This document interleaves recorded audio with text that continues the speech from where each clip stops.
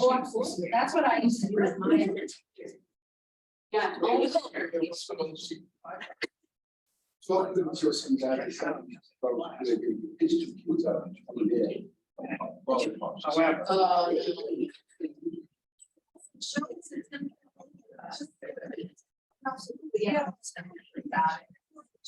On the large level.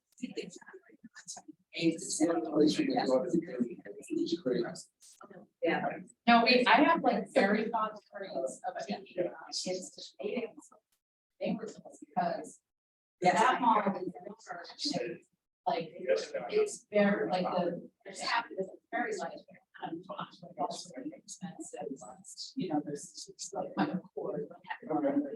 So they really kind of made that part very they have these like birch tree things coming down and like habits already.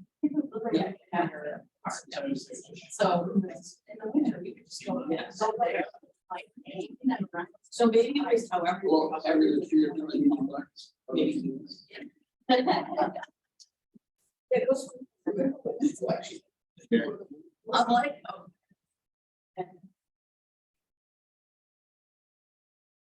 Yes.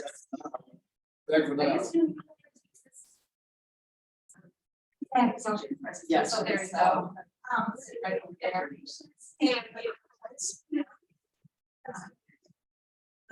Yes. Oh, yeah. Actually, I've never actually. So you work at they said I didn't think but in the same area. That's so. You never, I'm not. What's that? Oh, no. Oh, okay. Oh.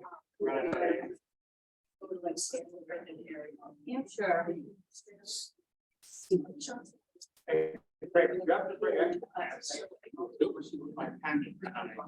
Oh, maybe actually. There you go. That's all it is, right? Yes. Okay. Thank you. It's closed. And again. And you would like. Yeah. This is so much that it's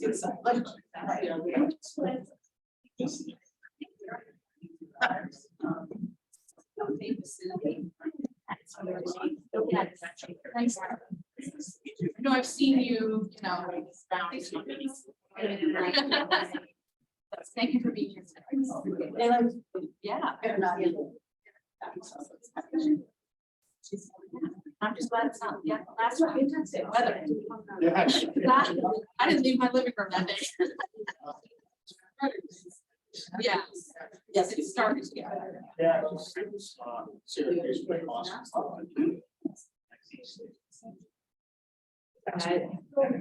It was cold. Yeah. I just walking the game. Yeah, just get later. Yeah, right. You have a relatively new components in the heating system. We got 260. Yeah.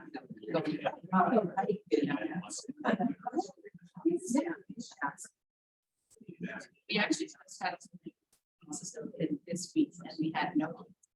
Oh, God. But you're all right. Right.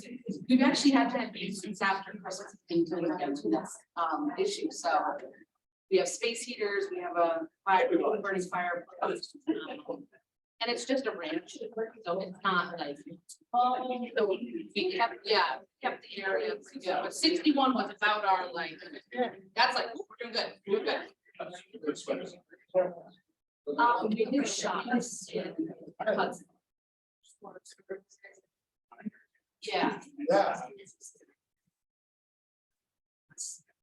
And whales. And are leaving that.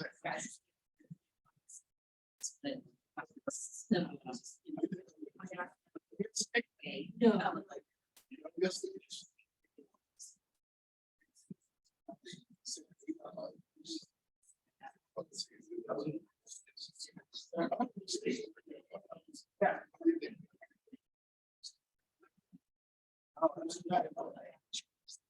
Yeah.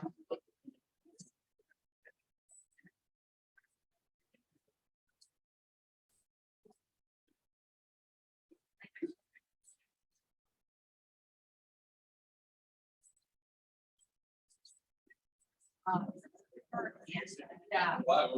Fairly good song. I mean, that kind of. Like meetings. Really, yeah, he's got all this stuff. So I highly recommend. In our. And they, okay, I'll stop, we're gonna go with that. They talked about those things. And they were really good. We can go this Friday. Sure, and then like.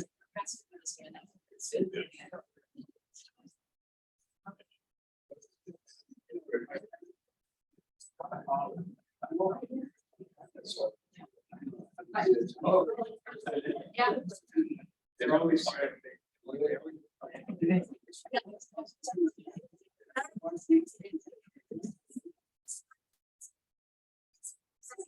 So, yeah.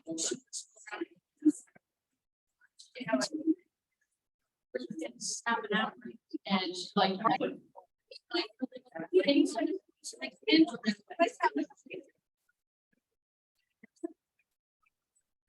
And our town.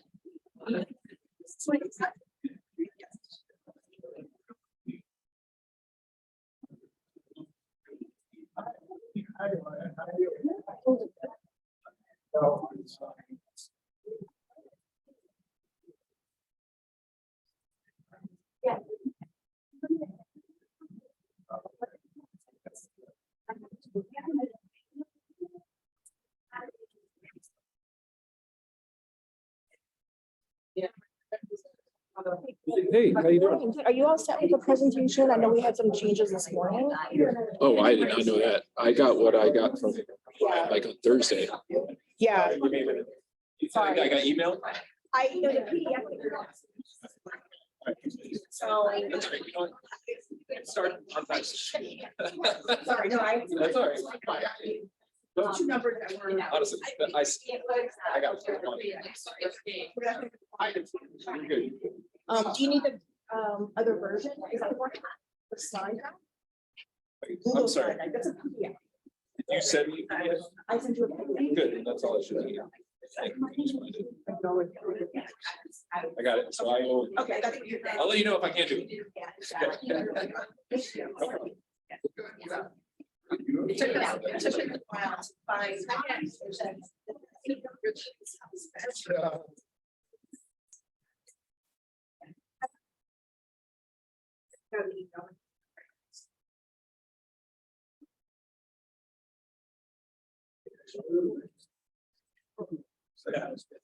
Yeah.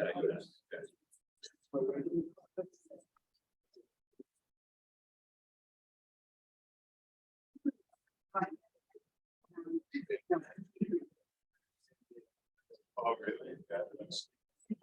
Back.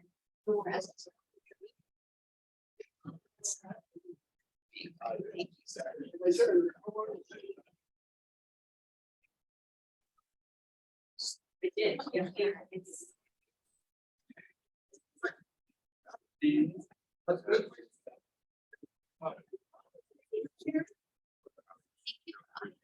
Yes. For trouble.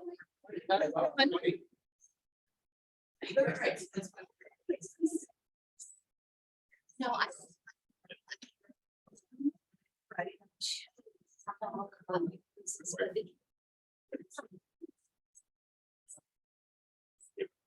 Yeah, so closing the screen. Right, so the president. Right next to, right? So then you'll be able to. 1 year. Yeah. And.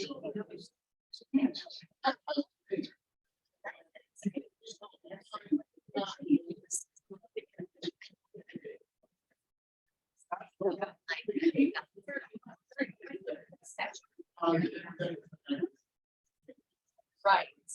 Right. That's it. Yeah, they don't know, but I mean, it's that.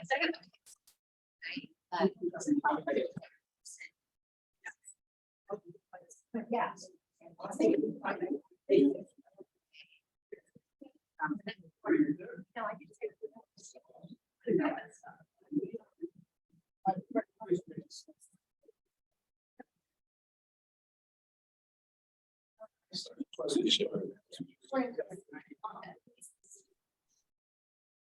Yes, yeah. I just, my only concern is the, sometimes it's very hard to hear.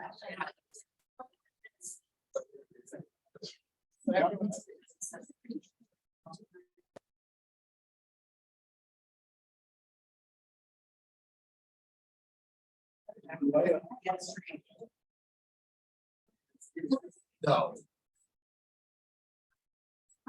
Because for now, there's Gavin. Hey, Colleen, I can see you. Can you hear me? There. Thank you. Yeah, I can hear you.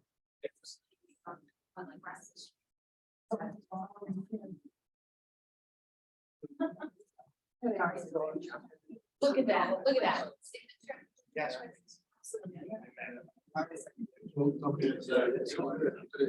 That's what they give you something to make.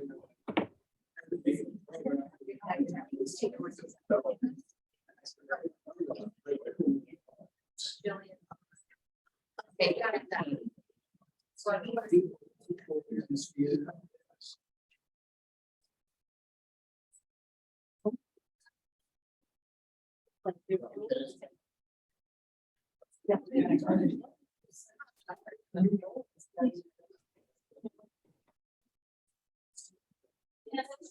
You know. I don't feel- because I gotta get there. No, it's still covering. He had hoped to be here, but.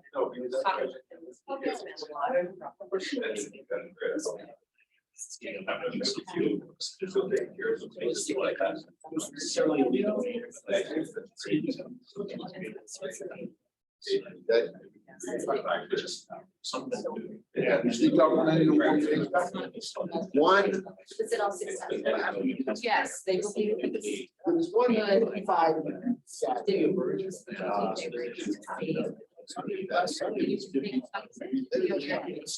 was minus And it's still like. Yeah. I will.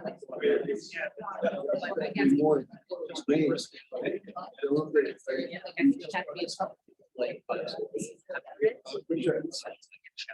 Upset when it was minus 21. Yeah. That's Very. right. It's not even like a kid. Fine.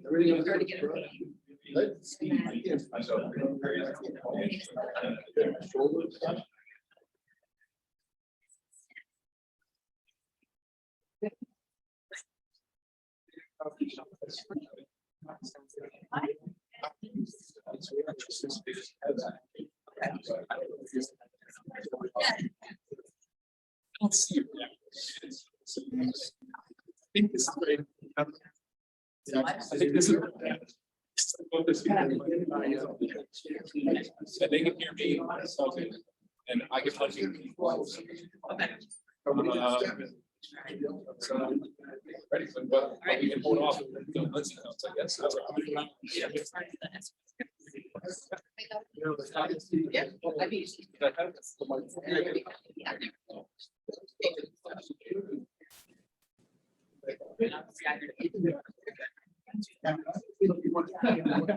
I mean, probably should.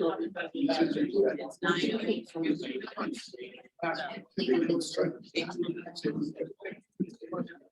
How about Tuesday? Where's the time goes?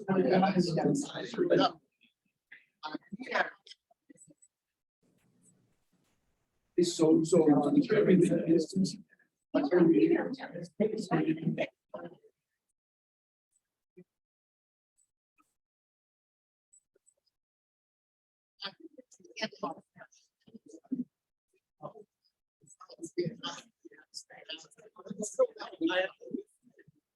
Okay.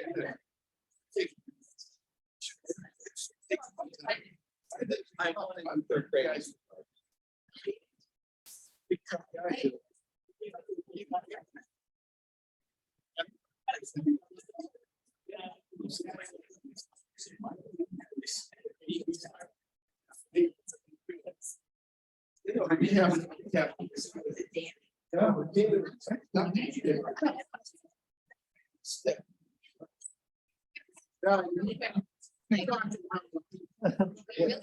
Well, I appreciate you not.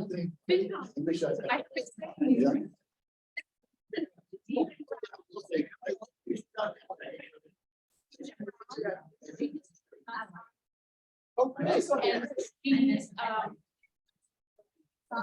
And she's, she was going to. That is back to them, totally and tells. then we approached her. and said, Oh, okay. "You can serve on that committee as a non-voting member, so let's do that." We'll be doing that. Signed in.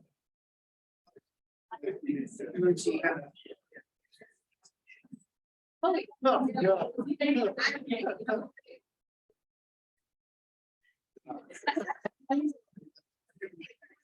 Yes.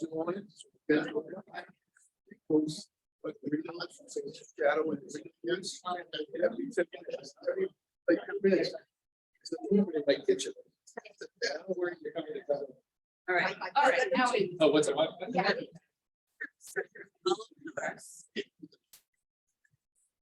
I will.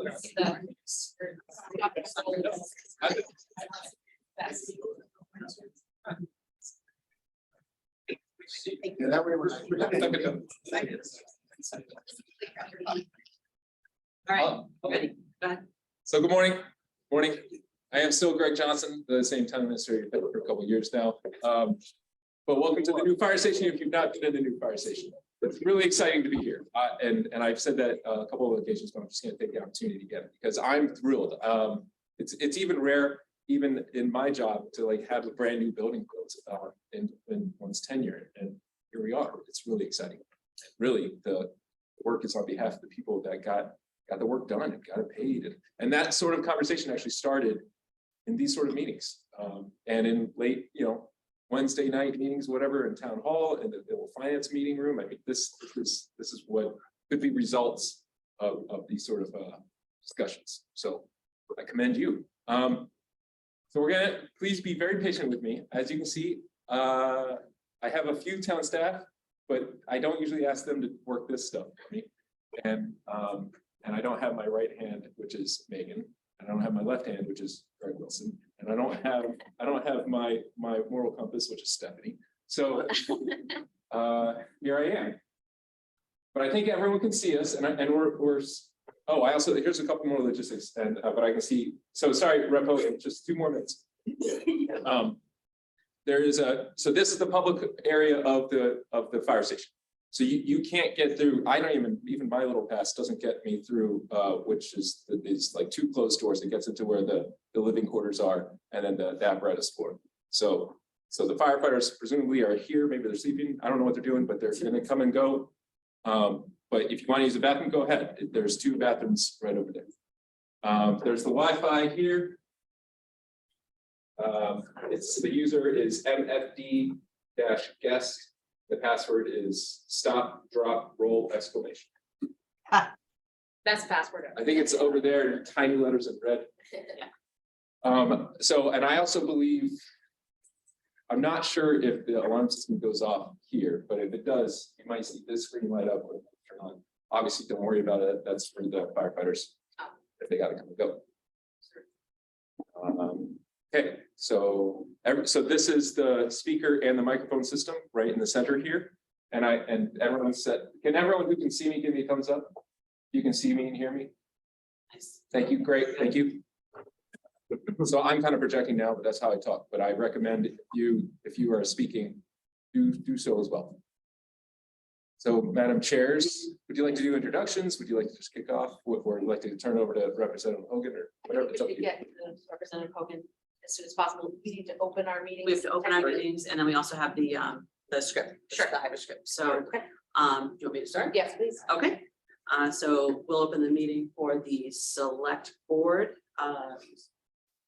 And I have David, Chris, and myself in person, and I believe I have Jeff online. So As a preliminary matter, this is Select Board Clerk Justine St. John. Permit me to confirm all members and persons anticipated on the agenda are present and can hear me. Obviously, David and Chris are here. Jeff, are you going to be participating? Yes, good morning. Hi, Jeff. Hi, Jen. All right. I'm trying to hold down the fort for you. I appreciate it. I appreciate it a lot. Thank you very much. Good to hear and see everybody. All right, sounds good.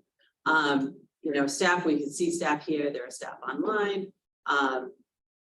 So good morning. The open meeting of the joint budget review between Select Board and Finance Committee is being conducted in both person and via Zoom. Some speakers on the agenda will be participating remotely and will be allowed for the public to provide comment via Zoom. The agenda posted on the town's website identifies how the public may join. Please note that this meeting is being recorded and some attendees are participating by video conference.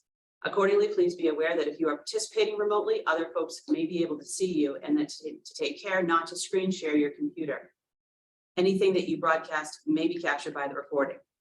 All the materials for this meeting, which is a lot of presentations, a lot of information, except any executive session materials are available on board docs and recommend the members and the public follow the agenda as posted on board docs unless I note otherwise.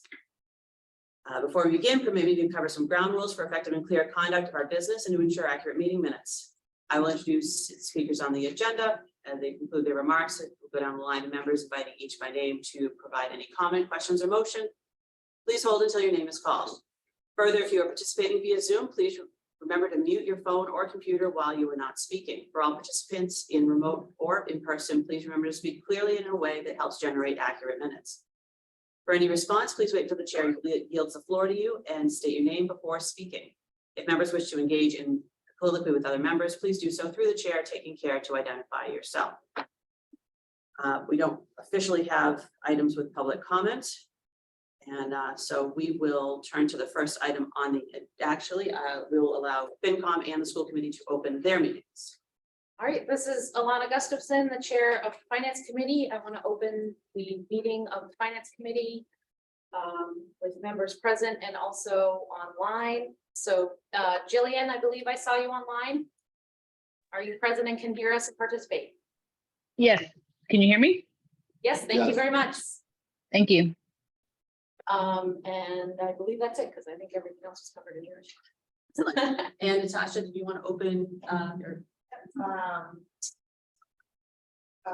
Tasha American School Chair, 912. Hillary, can you hear me? Yep. Hi. Hi. Okay. Hear me? Yes. Okay, great. And then Chuck's here, Mary's here, Laura, Elizabeth, and myself. Thank you. Excellent. Sounds great. First item on the agenda would be public comments. Do we have any public comments this morning? Go ahead, please stand and give your name. Hi, everybody. I'm Liam Llewellyn. I go to Maynard High School. You probably know me. I play sports. I know a couple people here. I play sports. I'm active in the student government. I've been to a couple school committee meetings. I know a lot of people here. I'm really happy to be here. I think meetings like this are the best way to make decisions, get the community involved. I want to speak about education, and I know in the proposed budget, there's going to be a reduction to education funding compared to what the school committee is asking for. And I think the negative effects of this cannot be understated. Education doesn't just affect students, it also affects the community, the way students go out into the world after it. And every day it seems like AI that is made in ChatGPT, changing the way, right? And I think in this time, it's unprecedented change. What we need more than ever is education for our students, because they're going out into the world blind. Our education curriculum, unfortunately, it is a product of a different time. And right now, what our school needs, what they need to help our students lift themselves up is more funding. And I really think that you guys are making a mistake by not following their advice for the funding they need. Because it's not even like, I was looking at a thing earlier, it's not even what we need to keep what we currently have. It's less than the money we need to keep what we currently have. That's reduction. And what that is, it's gonna irreversibly harm our students and consequently irreversibly of our community, because schools are a part of our community as much as this fire station is. I see things, I know it going to school, walking around town every single day. And sometimes, you might not go to school, you might not have children that go to school.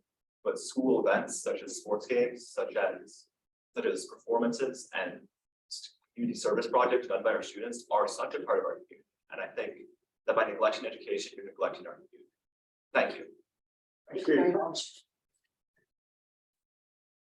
All right, do we have any other comments, public comments? Any online? All right, then we will turn it over to State Representative Kate Hogan. Good morning. Good morning. I am so glad to be here and so glad to see all of you. These are such productive meetings and so important. And good morning, Maynard Town Government, all the stakeholders as always, thank you for letting me participate. I will try to be succinct and give you sort of an overview of financials that might be helpful moving forward. I'd first like to thank Chief Stowers and Megan Zamuno for their service to Maynard over the years. Wish them well on their next chapters. Congratulate the new Maynard Fire Captain, Angela Lawless. And also to wish my good friend Jeff Swanberg a speedy recovery, even as he sits here in this meeting of town government. So it's the 193rd legislative session, and we're quickly moving into our own budget season on Beacon Hill. As the first sign of the season, we had our consensus hearings, and it provides an economic snapshot. Obviously things change over the course of a year, but it gives us a snapshot going in. We won't have a budget from the governor because it's her first term. And so that will come out later than the usual end of January. That will come out at the end of March. And we'll look to see how we're going to move forward with that in hand as well. There was talk at the consensus hearing about a potential recession. I don't think they were talking about a severe recession, but they were talking about sort of a mild downturn, or I think the term was bumpy landing. So that's something we have our eye on for the first half of FY24, and it's followed by a period of very slow growth. Continued inflationary pressures, we're also looking at that. That's basically the cost of government services being more expensive, sort of partially due to inflation, partially due to the pandemic. The debt ceiling debate in DC, we should all keep an eye on. If we default on our debts, this could spell economic troubles ahead in a lot of different ways. We have competitiveness in the mass workforce that we're really looking at. Actions to attract and retain a skilled workforce, including bringing down the cost of childcare, which will be a huge issue within the next session. Investing in education and workforce training, all of those will be important discussions, as well as addressing the state's housing crisis. Those are going to be important points of discussion, obviously during the budget, because so much of what we talk about actually happens through budgetary means, as well as legislatively.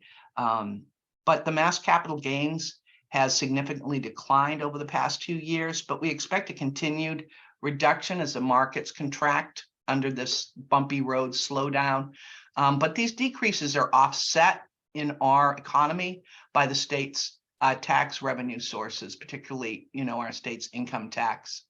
But what the consensus revenue, which is the consensus revenue of all three, the legislature and the governor, was about $40.4 billion. We expect to also receive about $1 billion in extra funds from the Fair Share Act, which is, as you know, a surtax on the state's highest earners. That goes to both transportation and education, and we'll see where that brings us. Our state rainy day fund increased from 2017 at one of its lowest points, 1.3 billion. We are now at 7.8 billion in 2022, which is a great sign for us, all of our creditors, and all of our bond ratings. It's really important. I just wanted to quickly go over also that over the last session or the last 2 years, I was able to bring in over $1 million to Maynard in earmarks, both through the budget and through ARPA. And 150 over 2 years for the Maynard Transportation, First Last Mile Transportation for our seniors and others, commuting services. 60,000 for oars to operate a quality monitoring program for the Assabet. 410,000 for 3 projects dedicated to wastewater infrastructure improvements, as well as 400 for Old Marlborough Road Water Treatment Plant. And that was really for permits, design, and engineering. And then we also had 33,000, which I was able to obtain for Open Table, other food banks in my area, but was able to make available to Open Table as well. So very proud of the earmarks I was able to get. I think it helps keep Maynard moving forward by investing strategically in projects that are necessary to keep moving forward, and look forward to discussions this year as we move into the next budget. I did want to talk to a point which I think is probably on people's minds. I know that you're looking to get a word on updating remote town meetings. I know that happened last year where we updated until March 31st, 2023. So we are looking at that now. There are discussions within the legislature. I know that for ourselves, we just passed rules and we've included hybrid hearings in our rules for the next 2 years of session. So people are able to have the option, and we believe it eliminates barriers. And we know that it's made it a much more robust process on the legislative level, feeling that everyone gets heard, from the Berkshires to Provincetown, to even our area, 26, 24 miles west of Boston, makes it easier to be heard and to have greater voice in government. So those are what I bring to a budget discussion, and I'm really glad to be here. And thank you all for your work, your continuous work. It is so important, and wish you the best of luck today and sort of moving towards your discussions, and also in arriving at what you see are the important things moving forward and what monies you have to do that with. So thank you very much. Thank you very much, Representative Elgin. All right. Let me just double check. So the next part would be the town administrator's budget recommendations. Very good. This is gonna be that awkward pause between presentations, so I can get it going.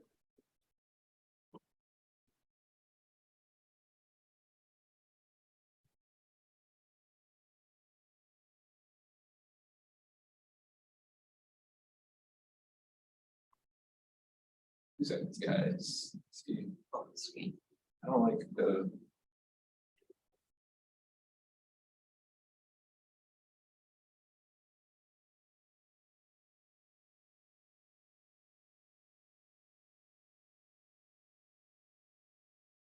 There it is.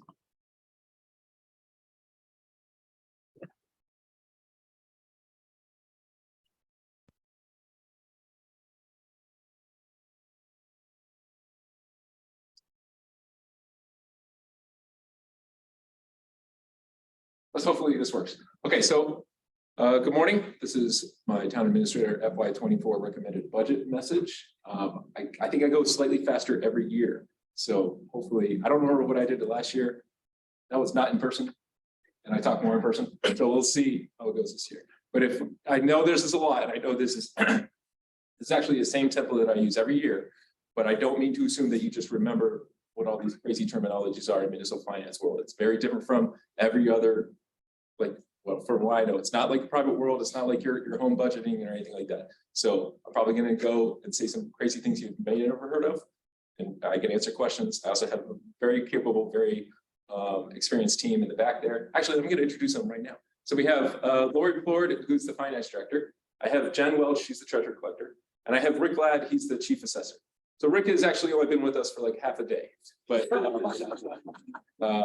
But thank you so much for all three of you for coming, and each three of them were really instrumental in providing me the data to just make a PowerPoint. I'm the sort of the voice, but they crunch the numbers. Okay. Okay, see, now this is the awkwardness I was talking. See. There we go. Of course, the keyboard is bigger than the podium.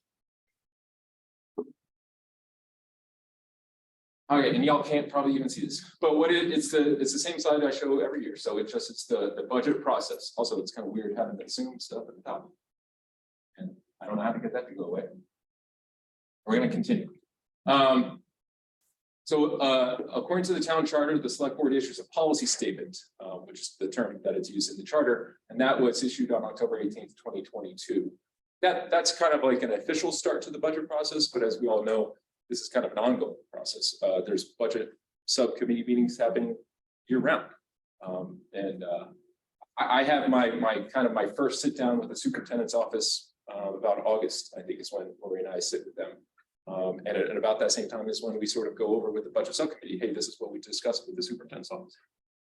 And the whole time, the departments, most of them have been around, so they understand what the process is going to look like. One significant change to this year's development was that we had departments input their budget request in a new platform. So instead of doing it really through spreadsheets and SoftWrite is our accounting software, we did it through ClearGov. So ClearGov is our, it's been our long time online budgeting platform that we provide for the public.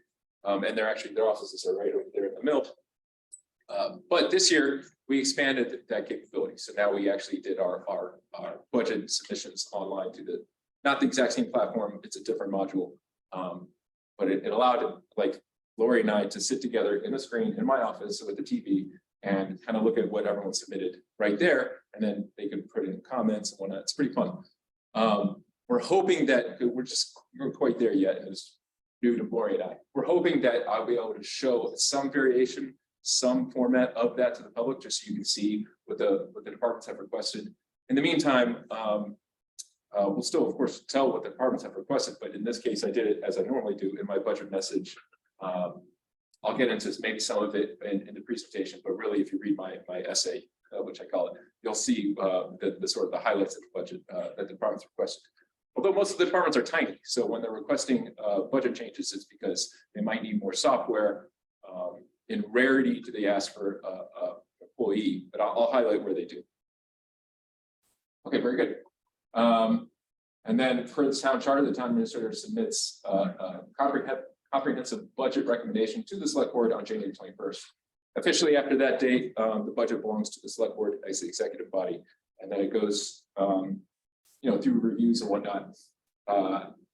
We have, according to the charter, until I think it says like by the 15th day of February, you have to have a joint budget review between the finance committee and the select board. Here we are. And then town meeting is scheduled for May 15th, 2023. And I also know on there, you can't see it, but I also know there that the schedule leading up to the town meeting does include sort of the end date for the select board to approve the warrant. And I have it as April 18th, and that way we can publish it and get it out to the households. So really, when we're talking about like changes to the budget or other articles, we really got to hit that publishing deadline for the select board to approve the final warrant, and then I can send it to the printers. Or like in the past, who knows when we have town meeting because of worldly pandemic. Okay. Okay, so this is, again, I apologize, you can't see the top, but it says as of December 31st, and that's supposed to be 2022. I apologize if you catch that. But this is midway, this is to show you where we were midway through the fiscal year. It's about on track as it always is. Total expenditures at the time were 46.75%. I just note that it's a slight change of 47.82% after removing debt, which has timing fluctuations. It's complicated, but basically we're on track where we normally are. Received at that point, by halfway through the fiscal year, we had received 24.25 million in revenue receipts from the general fund, which is about 49.97%. And we go over those figures with the budget subcommittee, and I believe the finance committee as well. So, but this is again, this is month and a half old data at this point. So, but at that point in the fiscal year, we were on track. Okay. No surprise, most of our revenue, our funding source to pay for everything we do here in the town comes from real estate and personal property taxes, right? So it's 77.93% as the projections for FY24. There's a couple other, obviously much more smaller proportion of where we get our revenue. State aid is the next largest, that's 12.7%. And then we get local receipts. So again, that's like meals tax and just smaller, but it's not like personal property tax, which is where we get most of it. And then other funding sources like PEG and bond premium reimbursements and indirect transfers from water, sewer, and ambulance. And I'll go into detail just like I normally do. So this is the monetary breakdown as I just described. So right, so for a total of $38 million is what we're expecting, our projections for property taxes, and then the breakdown kind of goes down from there. I'll get into some detail about these in a minute. Perhaps something to highlight is local receipts, which is a projection. So Lori and I looked at the various sources that we get local receipts, everything from dog licenses to penalties and fines and building permits, and we sort of look at all those different revenue sources, which is again, that's also outlined in my budget message. And then we take projections. So we look at where we've done in the last year. We try to sort of extract a trend over the last couple of years, but that's really difficult because of the pandemic. And then we project forward into the FY24. Okay. Also something to note, ambulance enterprise transfer is $40,000. That's significantly less than it has been in the last however many years, because over time we have been using ambulance funds to fund things like ambulances and fire trucks and equipment for the modern public safety operations that we have here. So only 40,000 of which are being transferred over. Primarily that accounts for benefits. So a certain amount of money that comes from ambulance charges, has to fund for the ambulatory services. Okay, I'll talk about that every year. So I'm trying not to say the same stuff I do all the time. Oh, I also want to note state aid. I'm glad I'm reading my own slide. So as Representative Hogan just said, we don't have a governor's budget. So usually by this time in the last 7 years, we've had what's called House 1. So that's like the first version from the governor's office that he gives to legislative body. It goes to the House Ways and Means, Senate Ways and Means, and then it goes to the bind. But that hasn't been released. So the state allows for a new governor administration a little bit extra time. So March 1st is about when the Governor Healy's administration is expected to release her first budget. That'll be House 1. So we don't have those figures. So right now I'm going by an assumption, guess, that it's a 2.5% revenue and assessments. So like the state gives money and they take money, so to speak, right? So if there's a certain amount of charges because of student loans that are outside your district, that's an assessment. So it's like that every year. One significant change this year is that the Fowler School debt is paid off. So we're not getting a significant reimbursement, like almost $900,000 from MSBA reimbursements. But that was money that was coming in as well as coming out.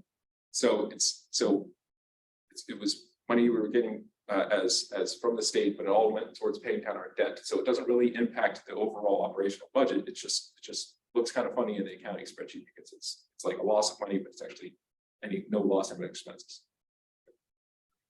Can I ask a Yeah. question? Is that okay? While we're on this Yeah, go. slide. Yeah. So the high school, I kind of forget how that payment went. Do we not receive any MSBA reimbursement for that? Not anymore. I thought that was pay as you go.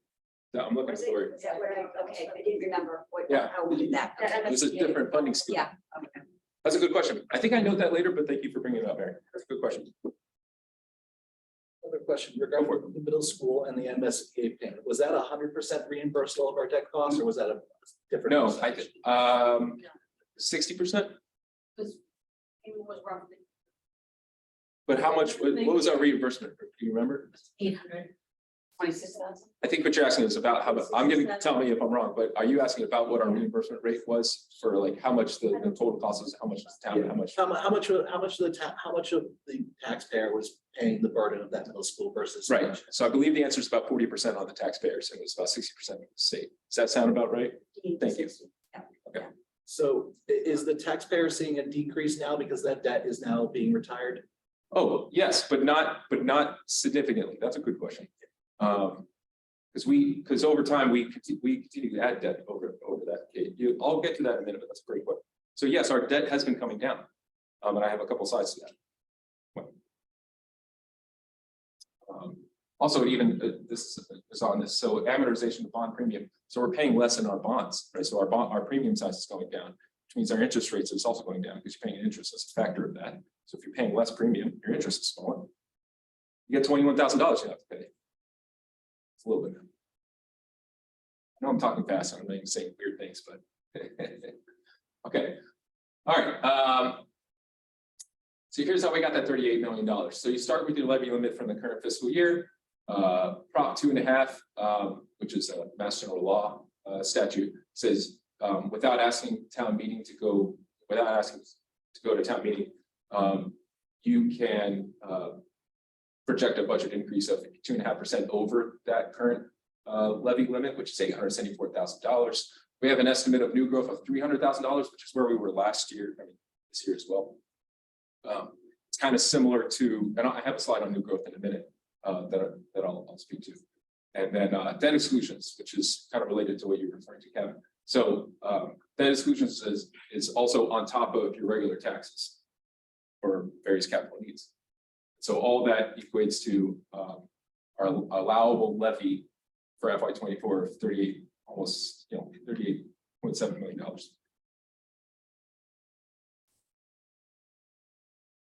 Okay, so this is about new growth. Not much to say here. So we had new growth. Actually, I think I have a better slide.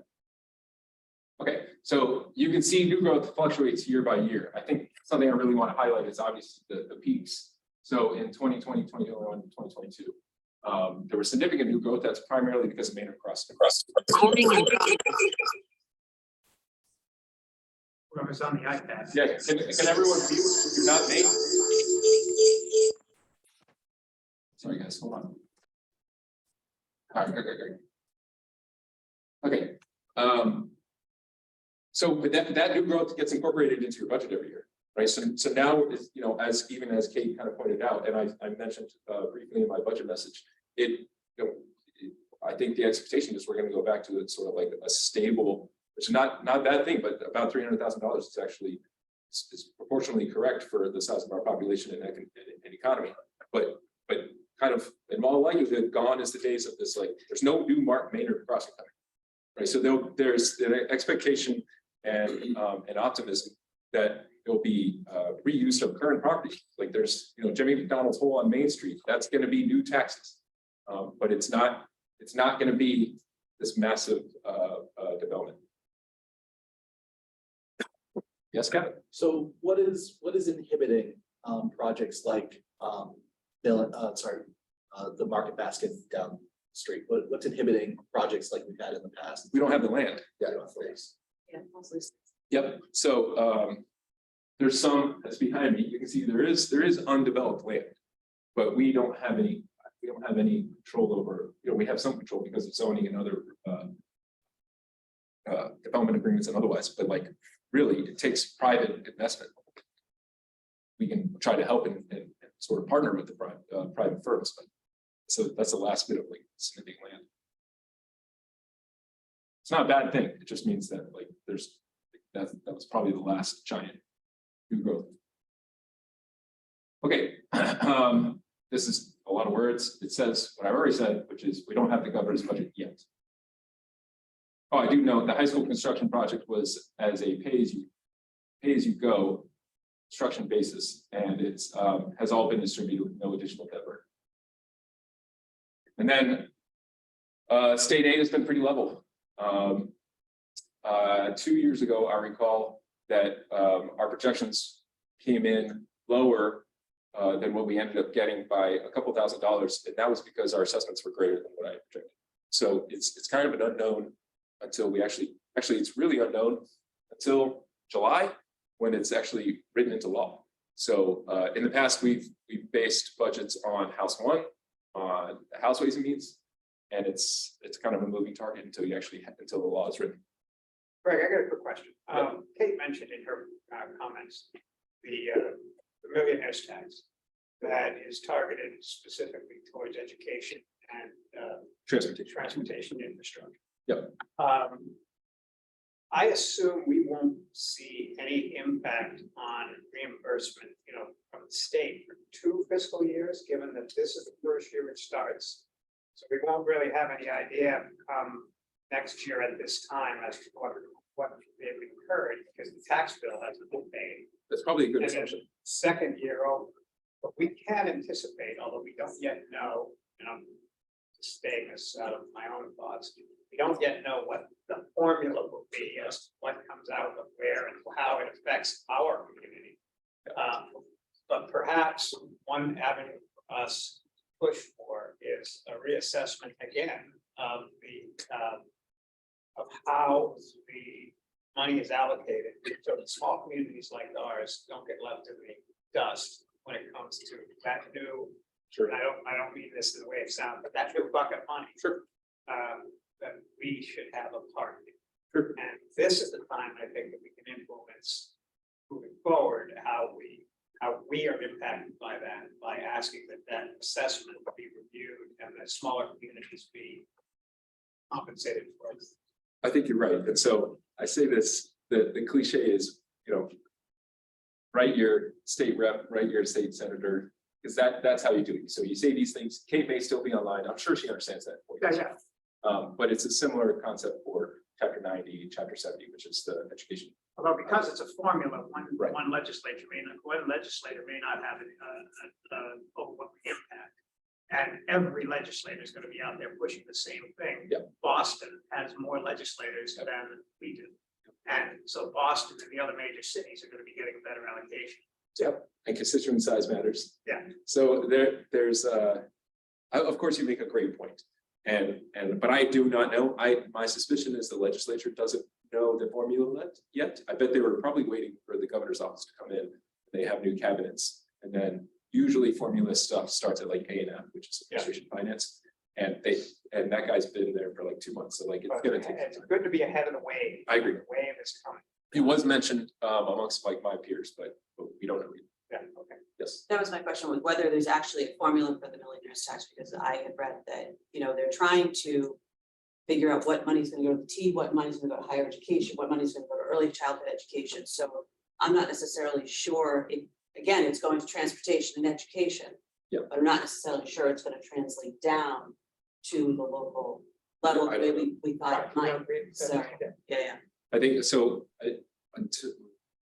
My suspicion is until the governor came into office, there probably wasn't significant deal making yet. But that is often what it is. So no matter whatever the formula is to be executed, just like any other bill, it'll go to the executive branch, which is the governor's office. She says she's not going to spend money on A, B, or C, or that it has to be sort of like. And education is a wide spectrum. Yeah. Remember, they are promoting free community colleges. They have to fund that. Yeah. There's a bucket of money. Perhaps that's the plan. I don't know. Could be. Would be significant. Yeah. Yes. So we'll see. Great question.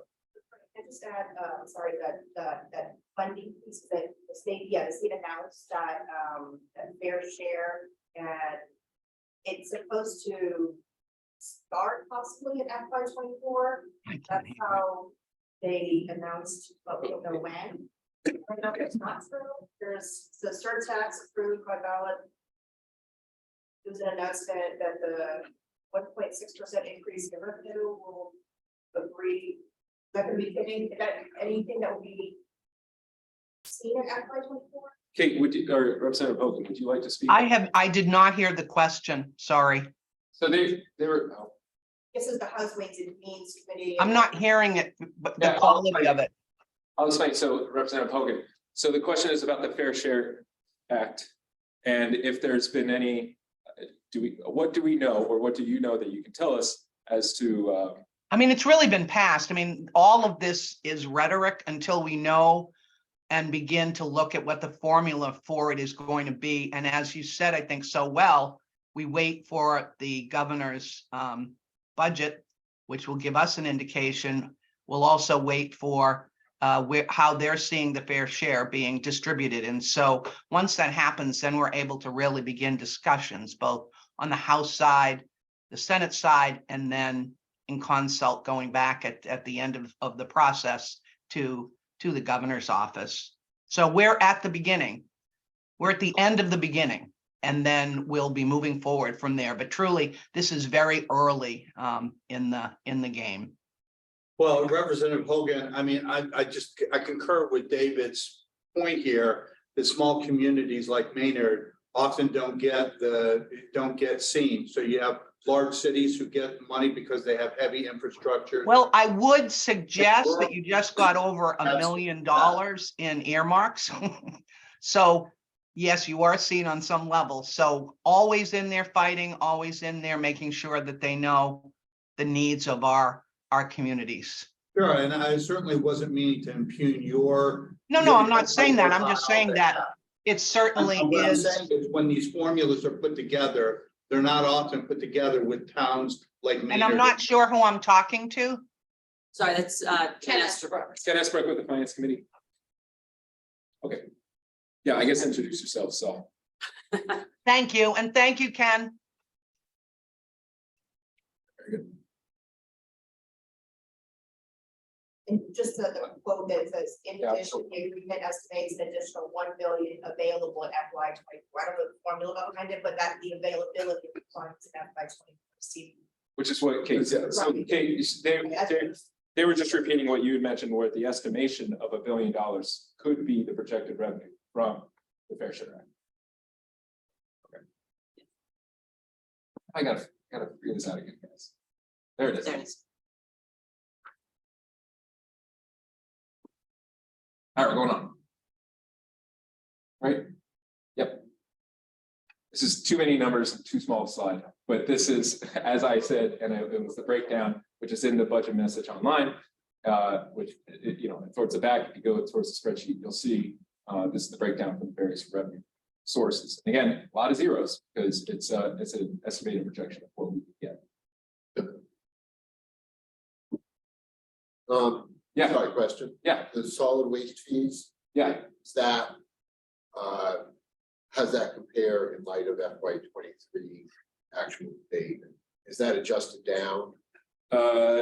Yes and no. Hold on, let me see if I have that. I don't think I have it on the other side. Sorry, Peter Campbell, Finance Committee. 2 seconds. Let me just see if I got it. Probably.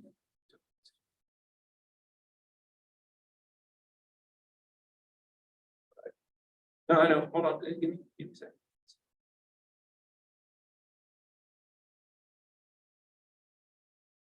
No, it's the same.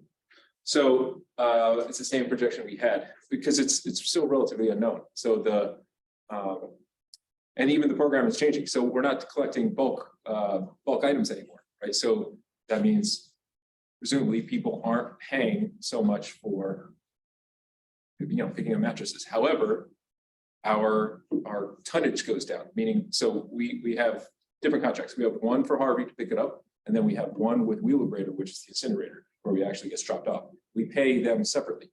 So we get a bill from Wheelabrator that says you dropped off this much tons of waste. It costs us this much to burn. So here's your bill. So even though we're collecting less in revenue because we're not picking up those bulky items, we're actually paying less in the tonnage fees. So it's a difficult projection. I mean, that's why we stood up a solid waste and recycling task force to try to see if we can Okay, so that's, but as I understand it, FY 23 is down, but you're saying the cost down revenue was offset by reduced cost. in that one regards, but it is still really tough to judge. In fact, to the point at the special town meeting, we had to amend the budgets to include more money for solid waste. Well, what is the actuals for 2022? 2022. The actual, I don't have We that. have that. we have. That's in, yeah. I just want to make sure our numbers are matching up and I have an accurate number. So I have for Whatever you say, I'm not gonna be able to verify. But Okay. You can announce it. So I have for actual receipts, 494,000, 494,040. Okay. Um, Well, we've known for years that we are not, like, our revenue from stickers is not keeping up with the costs of the service. And so that could be accurate, but again, as you can tell, that doesn't even match what our operational needs are. But I'm concerned that your projection for the solid waste fees is not matching up with the actual receipts we have from this from It's only 2020. 70,000 off the number you just gave. Yeah, it's more than that. It's a hundred, yeah, it's more than 70,000 off from the actuals. That's fair. I mean, we looked at our actuals at FY '22 and we looked at what we had already had from FY '23 so far. We projected for it. So at this point, Kevin, they're projection. And to your point, they're off, but I think that's what Greg's acknowledging. Yeah, you're right. You're right. It's not exact science. Yeah, Dick. I was wondering if the fabrics and the leather that you cannot put into the trash anymore, is that gonna be a significant reduction in tonnage? Oh, that's a good question. I don't know. That's a good question. So, Justin DeMarco, Director of Public Works, is having regular meetings of a solid waste and recycling solid waste and recycling task force. And they're probably asking those questions. I don't know the details about the materials and how it affects tonnage. I think it's a great question. But in all likelihood, yes. I mean, it's weight. So it's the factor of weight and whatever the rates from Wheelabrator. Wheelabrator changes the weights, really have a monopoly over this. This is kind of an overwhelming theme, is that solid waste and recycling is largely out of the hands of the municipalities. So they don't compete. I know Justin said this, but like they don't compete. So like Harvey does not compete with Republic Waste Management. Harvey bought Mr. Trashman, right? So there was like a couple of months, so to speak, when there was another vendor on the market, and then they got bought. So it's not a fun game. And we're not unique. I don't want to like that. Like everyone is in this boat. Okay. Good questions. Marijuana excise tax, 200 grand. That's where we are. Hopefully they seem to be doing kind of stabilized. But there could be room for growth if there's a delivery service or manufacturing. Those have been negotiated for, so we'll see. Okay. Indirect charges. I'm not going to dwell too much on this. The concept again is that if there's an enterprise account, so we have the water, sewer, and the ambulance enterprise accounts, which is basically think of it as like a business. There's a service that's provided to the town, and then it's charged according to the service. So there's the utilities, and then so your water bills, your sewer bills, and then the ambulance bill. But there's within those costs. Some of the services are provided through general government or otherwise, so we transfer those costs to the general fund. That's $821,000 projected for FY20. I was talking about that for ambulance. PEG access. So this has been a hot topic for many years. So right now we've reduced our, as we have the last couple of years, we've reduced our expected revenue projections to get from PEG. PEG again is from the license agreements that we have with Verizon and Comcast. Over the last probably 4 years, I've been changing how much is expected to go to the town. So reducing how much goes to town departments from PEG in order to reduce our reliance on PEG and give. The concept is to give more towards the education, which is primarily WABM. This year, I'm not projecting any of it go to the town. So 100% of PEG will go towards WABM. In all likelihood, it's not going to be enough. So we've not good. I know it's not enough. So if we're projecting only $210,000 and PEG is how much? 396. 396. We're around there. There you go. It's more than 210. Right. So Still budgeted last year, but we're not receiving the revenue. I mean, this tax for a full revenue, possibly from just one. yes. So it's funded at through December. I'll explain that in a minute. Yes, she's right. And so So we don't know. So, you know, 210 obviously is a lot of zeros because Verizon is yet to be finalized and negotiated. So if Verizon pulls out, which they've been talking about for years, then I get half of that 210. So it's and again, like my understanding is it's obviously a mandate to continue the WAVM program. So we would just have to find those funds outside of, you know, revenue to fund those outside of the PEG, and it would have to come on general fund. And just on that topic, I know this is raised. So I think talk about this, I know for a couple of years now, like understanding there was like a possible sunset potential or a cliff, and I come up quite a bit. I think that, or the hope would be that we would be able to maybe absorb some of those staff into our operating budget. That would be their staff. But we wouldn't be able to, obviously, can't do that if we're not able to do the level funding, and that would require an increase over what level service would be, because that is a separate funding. I just want to call that out a little bit, like, I think it probably wouldn't be unreasonable to assume that would be an opportunity, like, okay, why don't we just less rely on PEG, because we know it's an opportunity that's gonna go down. But there's no room right now to even try to do that, to pull over FTEs into the school department's operating budget, because that would require adding another staff from the funding source versus outside of. But I just wanted to mention that, 'cause right now it's separate, it's charged separately to different fund from the operating budget. Correct. Yes. Yeah, that's true. Yeah, and so the general fund has been subsidizing that PEG function of the operational budget for years. So significantly, the change was most significant with the hiring of the other WAVM teacher 3 or 4 years ago. And then that really offset the balance. So the ratio was not entirely equal, but pretty equal about revenue versus expenses to PEG. And then with the hiring of the new teacher, obviously that overdid it. But if we were looking to correct that at some point, whatever that is, it just requires a momentum of putting it back into the operating, right? That's what the goal would be, our goal. I understand what I'm saying is that's been happening for years since you hired the teacher.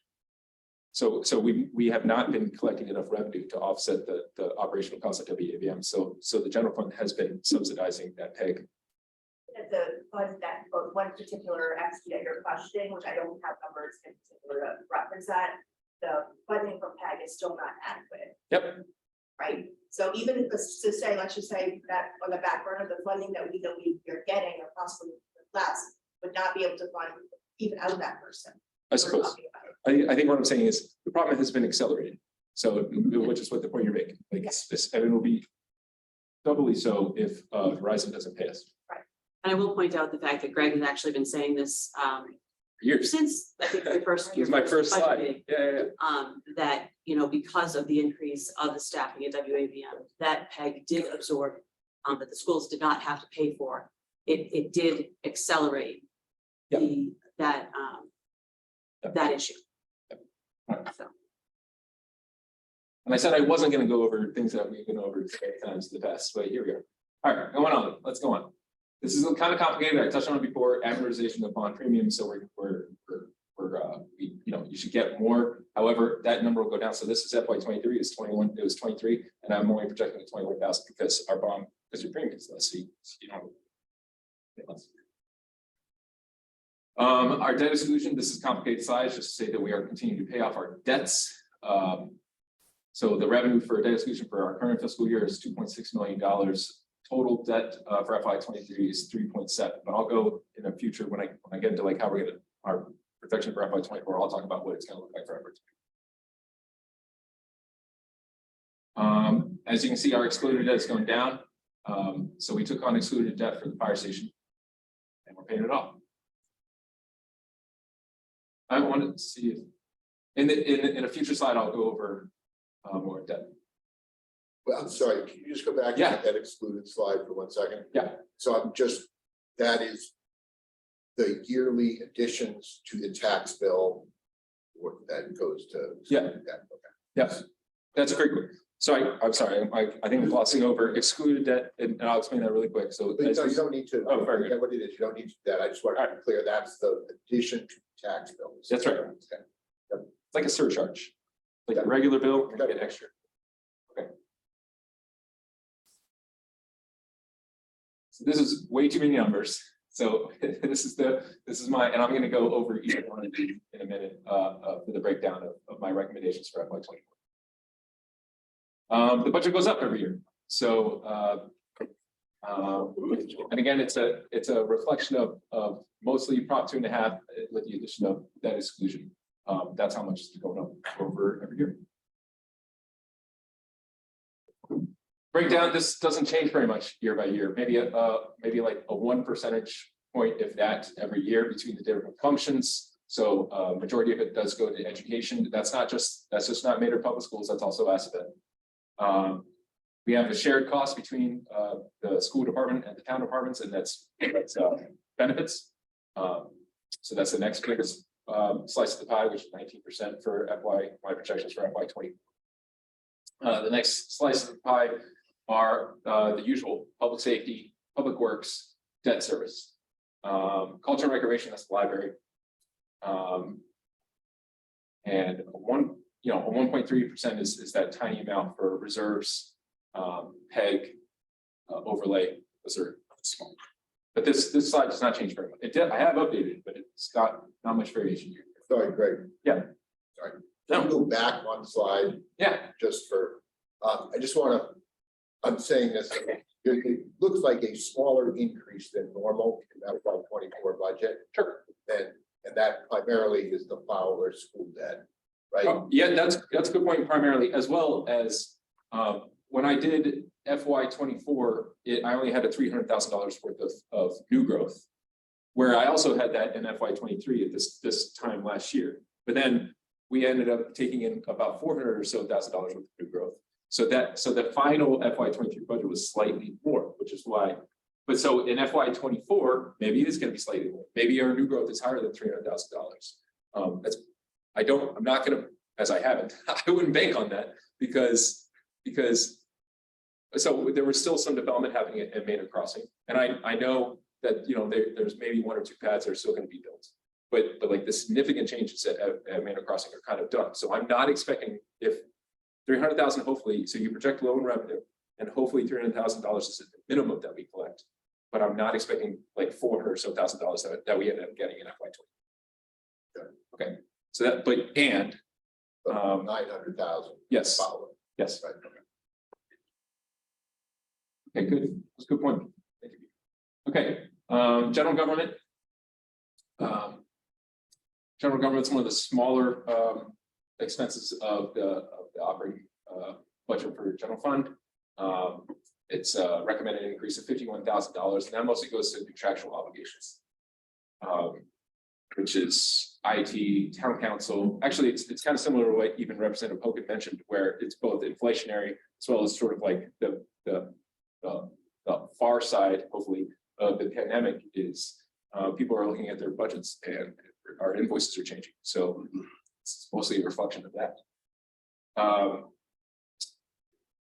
2 things that my general government recommendation does not include, which is capital pay as you go, which we did last year, which is instead of reliance on free cash, which we had in years past, and then 1 year where we were able to not do that. This does not include any funds towards capital pay as you go. And so again, it goes back to paying for major capital items out of free cash. This also does not include funds for personnel contracts. So, which is not atypical. In the first couple of years I was with the town, we would try to pay for personnel contracts. I'm talking about union contracts mostly, but as well as like some individuals that have like police chief, like they have contracts. And I don't know where they're going to end up because we haven't negotiated yet. So in the past year or 2, we've tried to put some money in a personnel contract line within general government. And hopefully that's enough. This year I didn't budget that.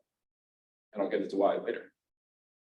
It's also a small change in liability insurance for this new fire station and for an increase in cybersecurity. Because that's what we have to do. Everybody's doing that. But it'll be offset somewhat when the old fire station comes off. Presuming, I know I'm being presumptuous, but if the town meeting agrees and the select board, asks for town meeting to approve what's called the disposition sale of that property. Obviously, we don't have to pay property insurance on that. Same with Cooler School. But that's not significant because we don't pay that much insurance on them. Yeah. It's probably obvious, but are you projecting soon to try to put the capital line back in? It's expounded on it. I would love to. Yeah. Every year, I don't like our reliance on free cash for capital items. Now, and I'm just being frank, I've doubled down because now I'm reliant both on that, and I'm gonna get into this later, but that's a good question. Stabilization accounts, obviously, those run to free cash. And that's okay, that's a general practice. And then, a lot of towns do this, I just don't like doing it, which is, I'm also reliant on personnel contracts from that. So in the past, we've kind of like hoped and prayed. Guzzo and I used to try to just see what we could have left over in potentially budget transfers or reserve funds to just like cover whatever I can negotiate. That's not good practice, though. Obviously, you want to have the money aside first. I don't have that now. Okay, moving on. Not a significant change for public safety. There generally is not. $58,000 is only 1.1% over FY23. Mostly goes towards modernization of our fire department. But it does not include, so there's two police unions, there's the patrolmen and the superiors. And then, so I haven't negotiated them yet, their contract ends in June. And then both the police chiefs, their contracts is also due. So I haven't budgeted for that because I don't know how much. Of course, it's a small little increase for dog food. No, those are my donations. I told Chief as much as I love a dog, Have a dog? I did not want to budget for it. So I did not budget for the dog. Give a shout out, by the way, I learned yesterday, I guess, that Middlesex Savings Bank. There you go. Providing the grant for Otis, and then that over at 129 Pocket Street is paying for the first year's worth of all of their medical expenses, so. And one other point on that. It's the town's dog. Spoke to the chief Thursday night. He told me social media for the police has exploded. So they created the Otis page On Instagram. Of course. It's just. A lot of towns have their animals too. I think it's. Yeah, where's the dog now? I mean, like, that's the dog. I did put a request in. The school system dog, about $5 million. All these meetings that are all have a happy. Yeah, rights, right? That's the point. So they're- All right, moving on. Public Works. So Public Works is level funded, which is not great. So there's a couple of items, there's a couple of areas, which there was some contractual obligations that needed to increase for maintenance and whatnot. However, what I did not do is increase budget towards further maintenance or like enhanced maintenance, which I point out as trees, vehicles, fields, MS4, which is our stormwater waste management. So that's like storm drains and where the water goes into the river. And the state is like highly regulatory about that. And we have what's called our permit. So like the state says, DEP says, hey, you're permitted to do these functions and this type of water can go in your system. And if you don't meet their standards, then you get fined.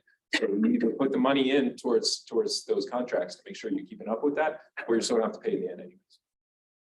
Yes. So question about the municipal storm sewer system. Is that funding coming out of the general fund, or is that coming out of our sewer and water enterprise fund? It's general fund.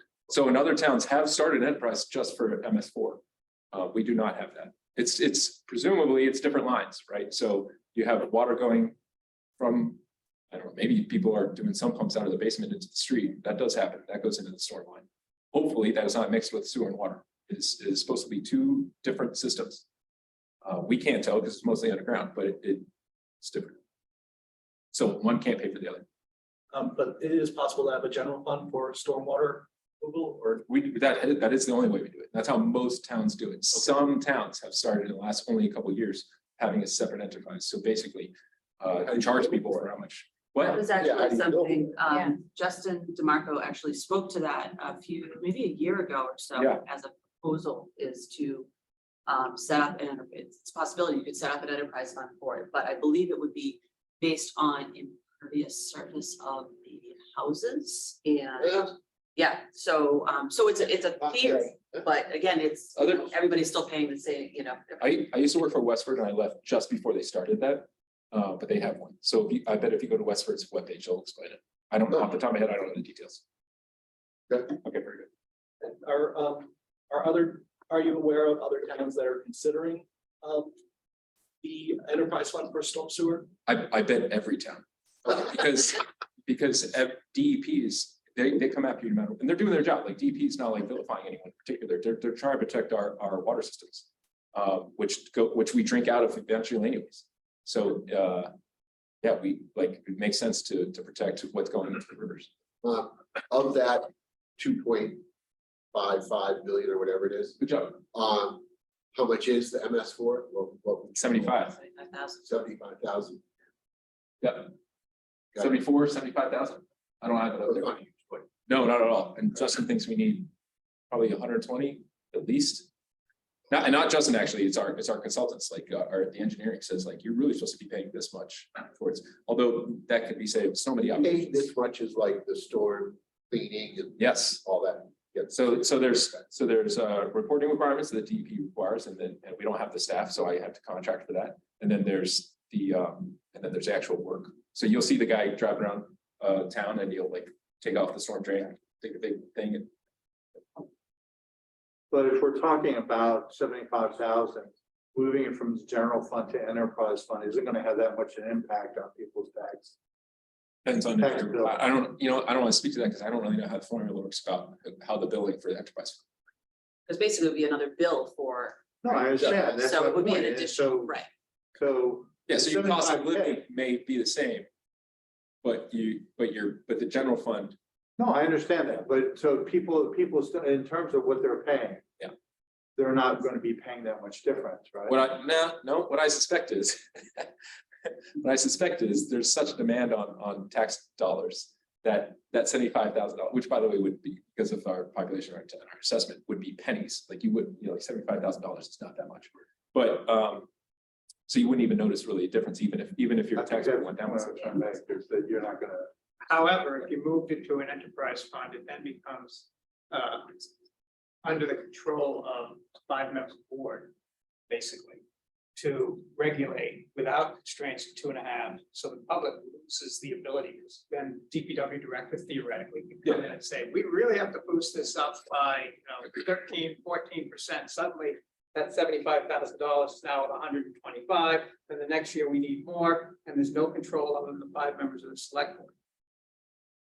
Yes and no. So the rates are controlled by the select board, but the budget is approved at town meeting. So the appropriation is.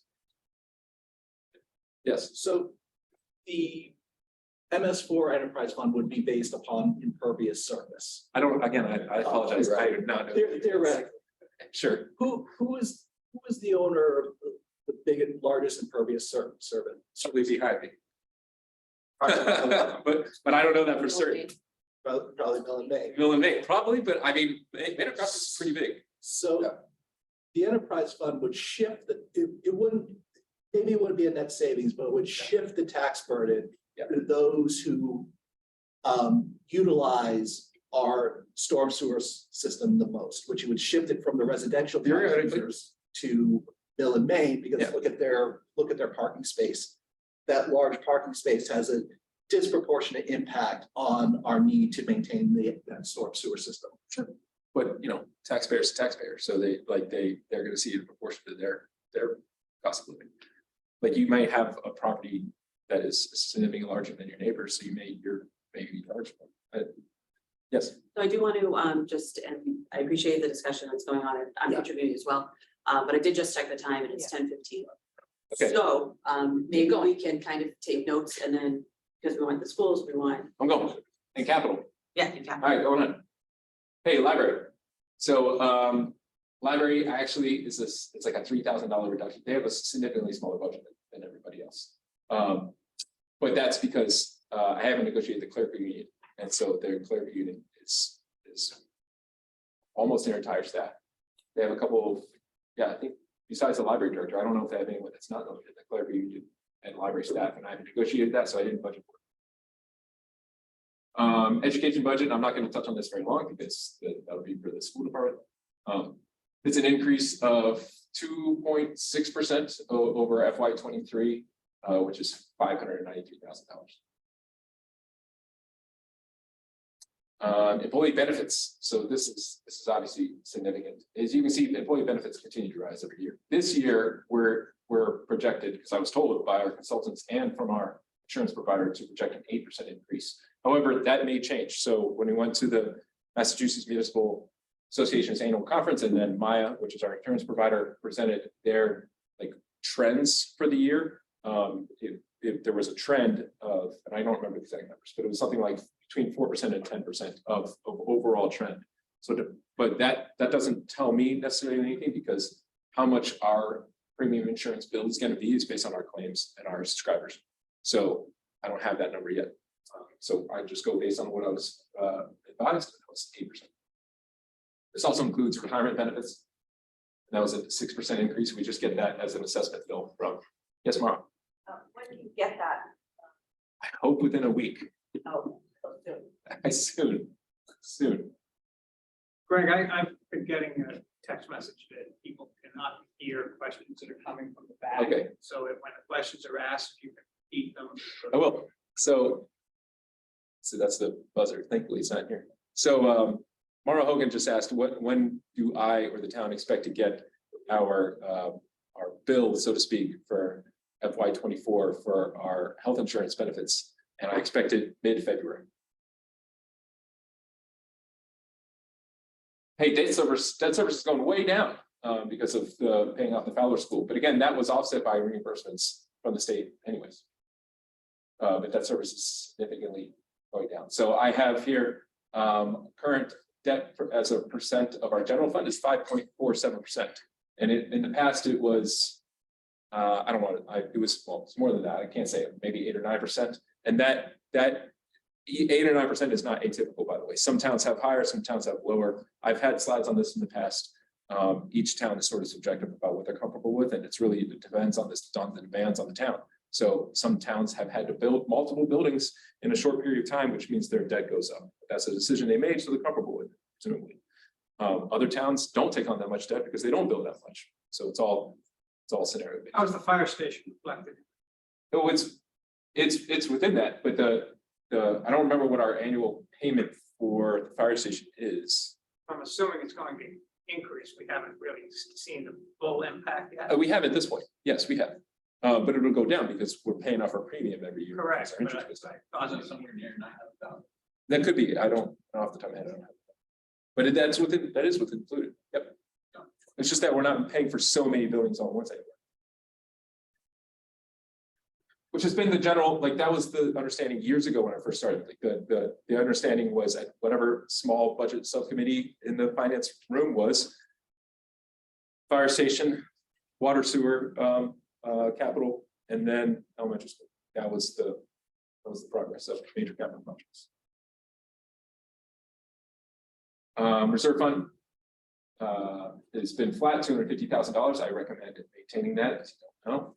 Our overlay, which is kind of an expensive, kind of a complicated concept that I can go into, which is still set at $240,000. Basically, you set money aside in the general fund in case you approve abatements for taxes. And then, again, I went over this before. Our revenue and from the governor's office isn't known yet, and so neither is our assessment. So that's pretty flat. Okay, going into capital planning, and then I'm going to switch slides, and maybe someone from capital planning will be able to take over for me.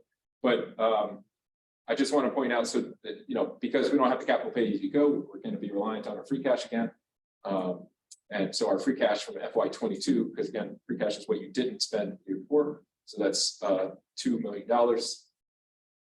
Here's my recommendation that I made to the capital planning committee, which was the kind of the usual breakdown when it comes to right off the top.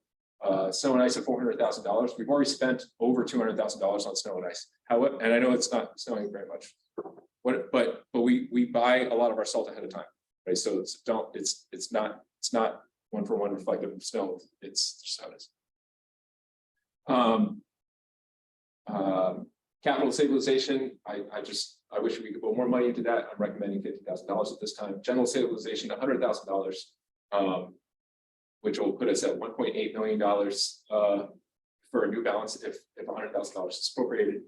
OPEB, which has 1.5 in it right now, so I'm recommending another 25 grand, which our auditor recommends, like, continue, like, most towns, and I mean the great majority of towns and municipalities do not have a solution for OPEB, which is basically health and dental benefits after you retire. And we don't have a solution for that, but you got to keep contributing to it. Same thing with general stabilization, which is what Kate mentioned before. They call it the rainy day fund at the state level, but it's actually the state's stabilization fund. And auditors, which is a reflection of your, and then it's reflected by your credit rating, they like to see you contributing to it every year. And so we do it too. And the last significant withdrawal from general stabilization was the feasibility phase for the elementary school. We've been contributing every year to get that back up. And then, and then the last capital stabilization major draw was to buy this property that we're seeing. And then I have a couple one-time expenses I recommended to the capital planning committee. Again, that $100,000 for personal contracts that have not been negotiated yet. Bleacher design in the community preservation committee's application. It was an estimation for design costs of $250,000. Capital CPC generally likes like skin in the game town a little bit. That that's why it's not there, but $50,000 is what I recommended as that. So of the $250,000 or so estimated bill, if you will, for design for new alumni field bleachers, $200,000 was the request from CPC, and $50,000 would be recommended to come out of free cash. Greg, can you quickly comment, personnel contracts, free cash, personnel contracts sounds to me as operating. It is. So, what is the rationale, or how do we fund that future? Yeah, well, we do it how we did it last year, where the majority of it came out of the general fund. So, but that last year was the abnormality, and the years before that, it had been reserve fund budget transfers or free cash if need be. I also agree, I don't like spending one-time revenues on operating expenses. But to try to check as many boxes as I possibly could, is the scheme I'm recommending. Sometimes I have to make decisions on that road. Yes. This is going against our financial policy, the recommendation of our. Yeah, it probably is. Financial policy, correct? Yep. We gotta find the money. By the way. What? Policy is a guideline, make exceptions, you have to have a damn good reason, and they probably want to find a way to offset that. I agree. Just making a statement. Yes, Dick. In a time of inflation, wouldn't you be better off spending the $150,000 on some piece of the capital equipment now, rather than putting it into the saving account, essentially kind of lose buying power? I don't think that's entirely true. I think we have been making, I'm looking at my finance team. We although you're right, whether it be in the recession or otherwise, your expected return on that investment should go down just like any household. But we continue to make, I hope I'm not wrong, continue to make interest off of our savings, don't we? Very much so, yes. Actually, one bank just this month alone was 21,000. Great. Thank you. Good question. Yes. Kevin Stone, what is the annual yield on those savings accounts? You guys think? About 4%. About 4%. Government's a good investment. Yes. Just one point about personnel contract, I know that doesn't include. It does not. Contracts, but we do have a couple also, our superintendent's contract is in negotiation, so that is something that's going to be factored in this year as well. Okay. And non-contractual bargaining contract as well, which comes towards the later part of the year. I just wanted to add. Not familiar with that other, I don't know what that other group was, but I will talk with Brian about it. Yeah, so it's like administrators, people who are not under collective bargaining, their contracts, their percentage or whatever the rate that is applicable later on. Principals, assistant principals, that type of, like ATAs. They have like, individual contracts. Yes. Okay. I just wanted to add that for clarity, that whether we also have those, if it's not that and it's not in our. Okay. Thank you. Oh, and then active shooter. So we had it's $20,000 was the estimation, but we had a grant, and I don't remember off the top of my head, but it's significantly more than $20,000, a grant for active shooter training, which is a collaboration between our two departments, police and fire. But we have to spend that grant by June 30th. And it wasn't like, as most grants do, there's usually a requirement for local spending. And maybe the grant's not enough. $20,000 was the estimate for the chiefs. Yeah, go ahead. Training for like teachers. You got to speak up. Is that training for teachers in the school or for police and fire? That's a great question. I don't know. Thank you for asking. I hope it should be. There's so many ways you can like spend in that situation. You're totally right.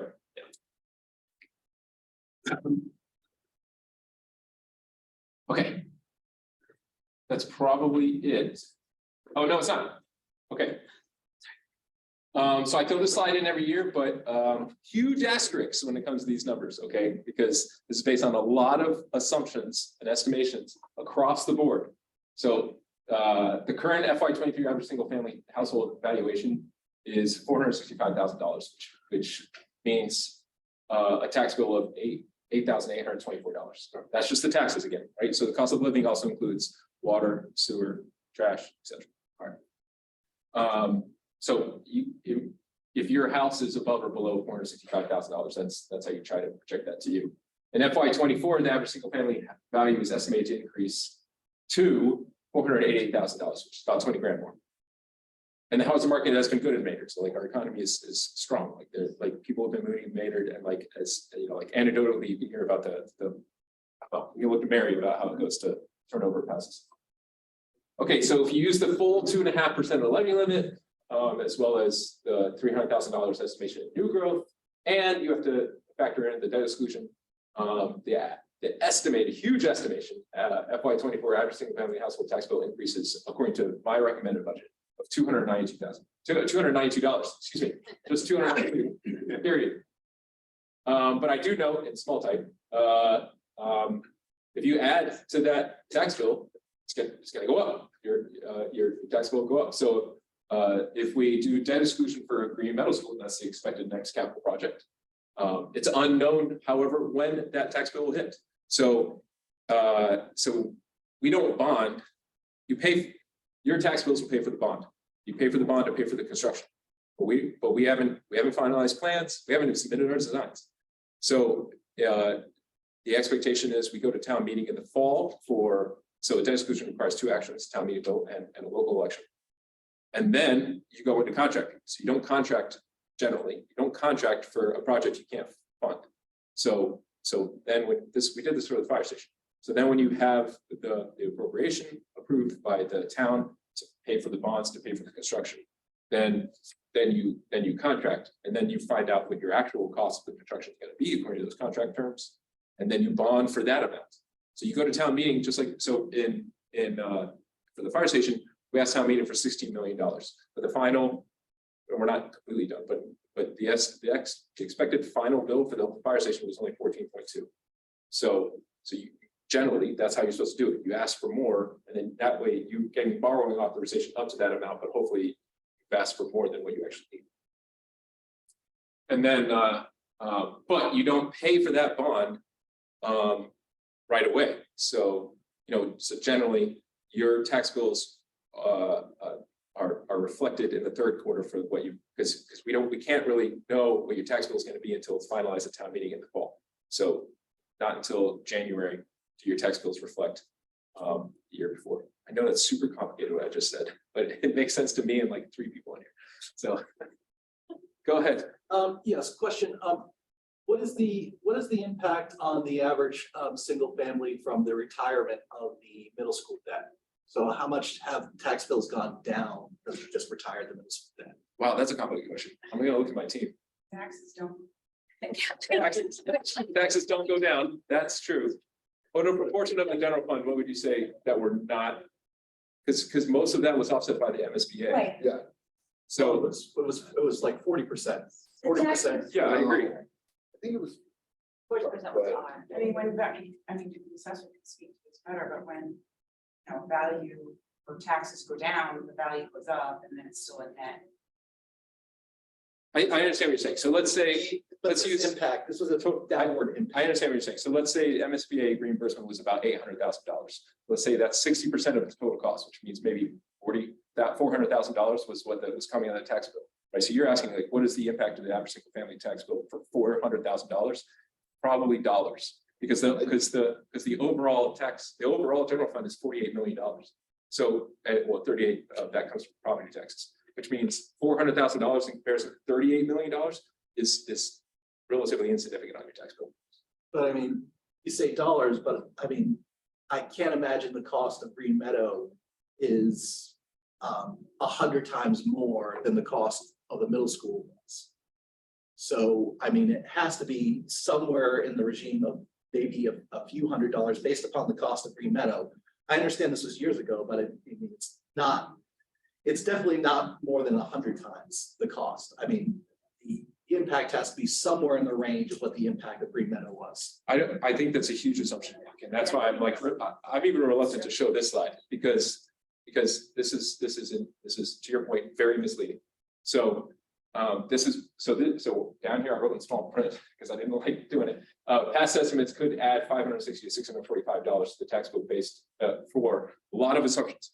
$74 million total cost of construction. That was also based on actually based on old assumptions of the reimbursement rate from the MSBA. So at the time, my chief assessor, not our current chief assessor, our chief assessor, this is like in June, and I shared this like months ago. I'm referring to a spreadsheet that was made many months ago. But $74 million was an estimated construction cost. Our MSBA reimbursement rate was like 50% at the time. Now it's like 30. But I think that the number, honestly, from what I was seeing, what we've talked about, the most recent estimate, is still putting the town's responsibility the town residents' responsibility at about 48 million, which was Right. that 645 That's right. number. That's what that reflects. So that is, Yeah. you know, from the current, from the increase of the cost of the school, the increase in you know, there's construction costs and everything. You know, but factoring in the MSBA's updated reimbursement. You know, the school originally, you know, because originally we were looking at a lower cost school, but higher percentage. Now we're looking at a higher cost That's school, but lower percentage. So it is still that $48 million. Yeah, I put this on there to really emphasize the point that one, we don't know what the cost of is going to be to the taxpayers for schools, but two, it's significant. Like that is sort of like that. Well, we've known that, like, as I said earlier, like that was the understanding from the budget subcommittee. Pay for the fire station, invest in water sewer, elementary school. Last question, what other debt exclusions are due to retire in the next 2 years? Oh, man. In the next 2 years.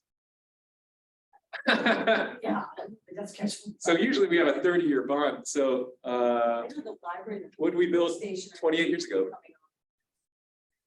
Library and the police Library. station? Okay, so I'm hearing, because they can't hear, but I'm hearing like maybe police station, maybe library in the next 5 or 6 years. Right on. Dick, 5 what do to you- 6 years.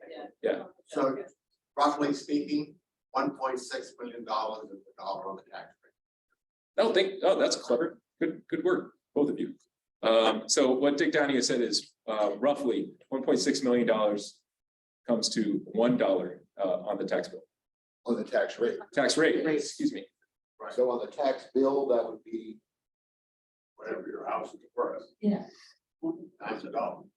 Oh, man. All right, so this is. 400,000 was $400 a year. 1.6 million. Yes, yes, Bob. So, Bob McCarthy, the average tax bill we've tracked over the past year. Yeah. I know Mike did Yeah. that. That you have that somewhere? Not on the slide, I'm sorry, but I this is the last slide I usually show, so. So at some point, probably affordability of dollars or percent on your average or your own tax bill is what we should be tracking, saying, but what is our target? Because some of these things go up and down, but at some point, you know, people complain that it's too much, and I think they're gonna be reasonable to ask at town meeting. Like, what are you gonna make sure our tax bills are going up to and keep in that range? Yeah, that's a great question. It's something I've asked internally in staff too, is like, if the select board were to say like, hey, Greg, taxes will not go up $200 on every single family tax bill. How do we keep our budget with it? Yeah, it is a extremely difficult exercise because so much is out of our control. But it is a guiding principle that could say like, okay, so that'll influence my negotiating, that influence what new services we take on, that'll influence what are we not reliant on the general fund for. So maybe increase your trash stickers to offset your demand on general. And honestly, that's, if I could go back to the first comment, but I forget the name, I'm sorry. These are the things we're gonna have to challenge ourselves. We're gonna say, we don't want to be able to invest in schools to a level service. There are just constraints that are, and some of which are not discretionary. We hold these bills. Correct. So, we're gonna have to grapple with that reality, which means I think we have to. I agree.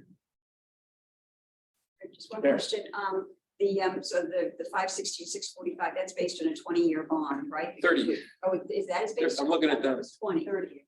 30. Yeah, basically. Current already interest is 30%. Because originally, usually it's 20 schools, I thought, and then it goes, as we were looking at With different that options. size debt, you recommend. Okay, yeah, that's good to know, thank you. It's a good question.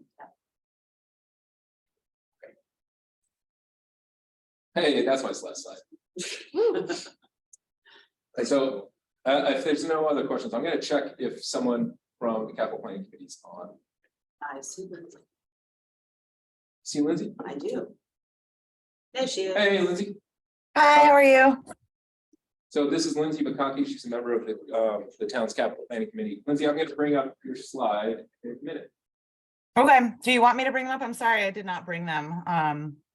Oh, it's up to, what would you prefer? Do you want to control? Yeah, I think that's better. So I'm sharing my, Okay. You can bring it up. Okay, you're okay if I share my screen? Yeah, you should be able to. Let me know if you can. There you go. You all seeing that? Yeah. Okay.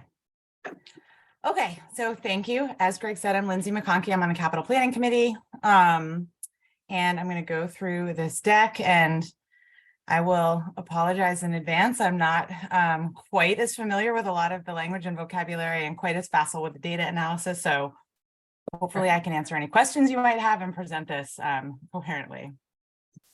So this is the work of the capital planning committee.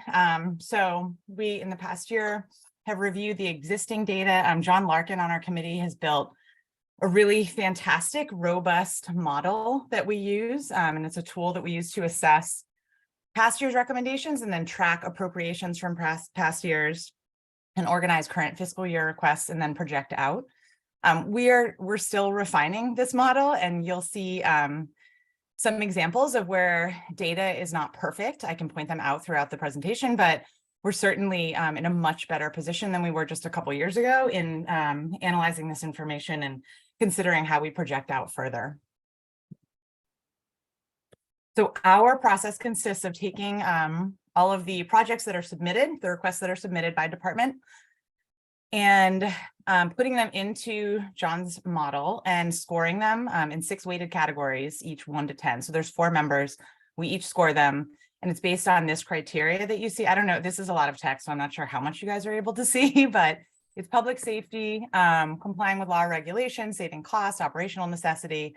So we use the model to score, and then we discuss and adjust as needed. Particularly if we see a large discrepancy between 2 members scoring, we then have a discussion about why there might be discrepancy and where we see the need. And the combined scores are averaged, and that's the information that we use for discussion. So some of the highlights. So as I'm sure you all know, free cash is helpful, but a capital spending line item really should, we should ultimately have that for better planning. This second section, we this year are making recommendations to the tune of 1.25 million. These are just some examples: 135,000 for the school department, 200,000 for sidewalk improvements, more for bleachers. And then on the bottom there are some projects that are in need of capital requests for further planning that are going to be obviously really large requests. And if anybody has questions, please feel free to just interrupt me as I go. So these are the recommended projects based on our scoring process. And I will apologize to Greg in advance. He just got this last night at about 11:30. So sorry about that he has not had much time.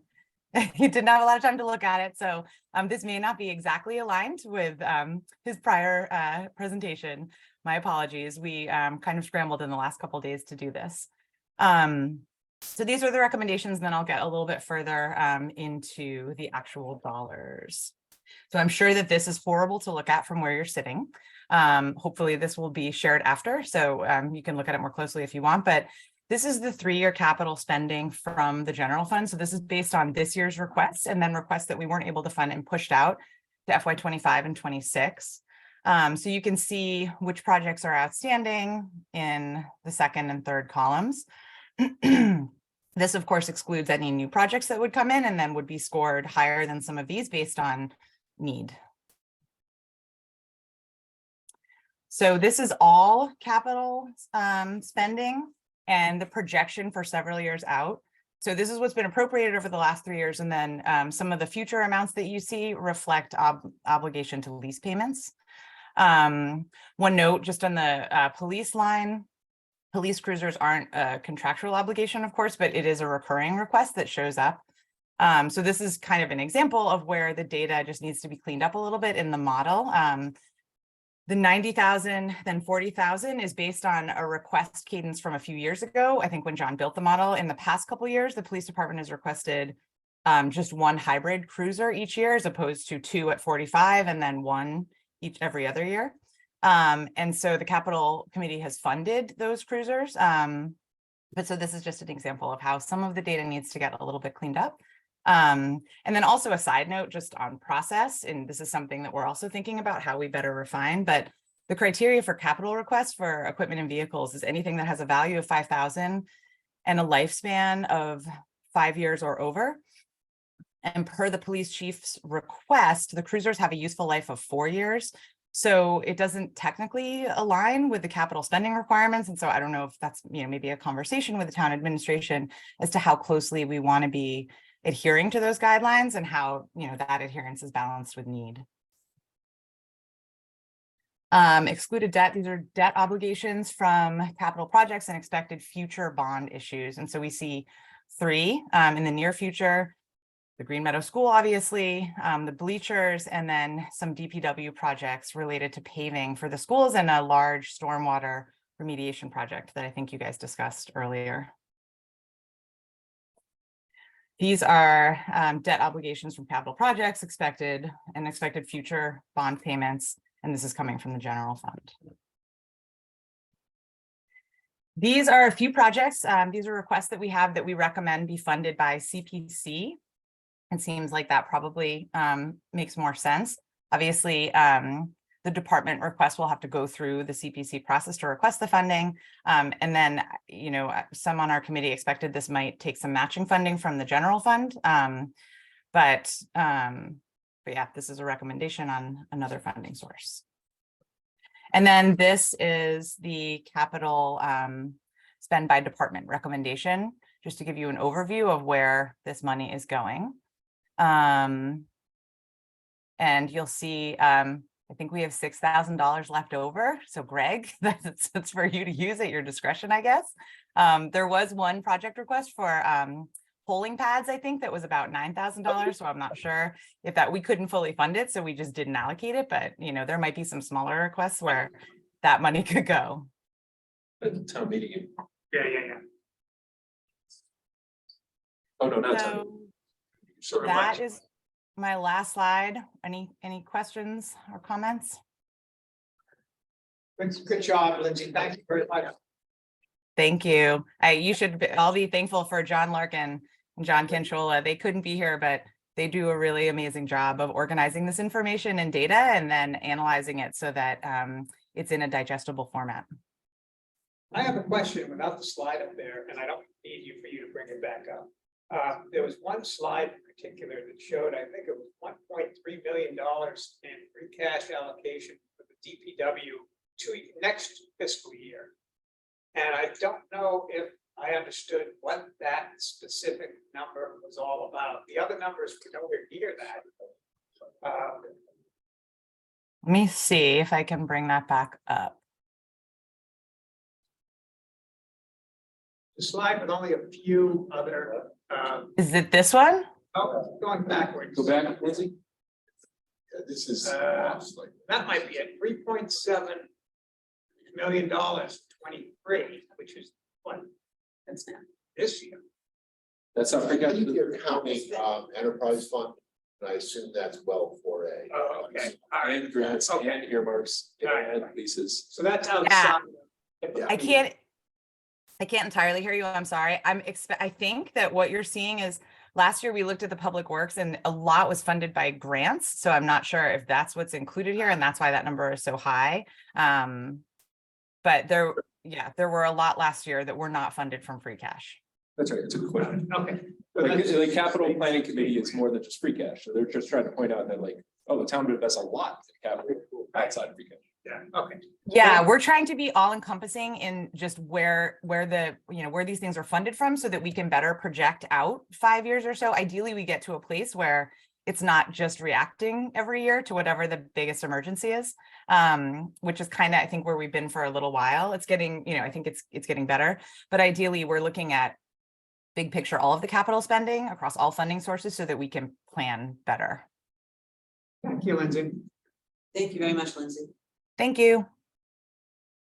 All right, next will be the schools.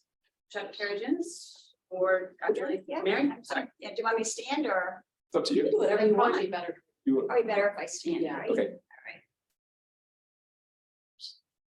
We'd like you to dance during. Don't want me to dance. That's right, they didn't trip on the way up here. All right, who's gonna be the, like, the? I can try. Thank you. Okay.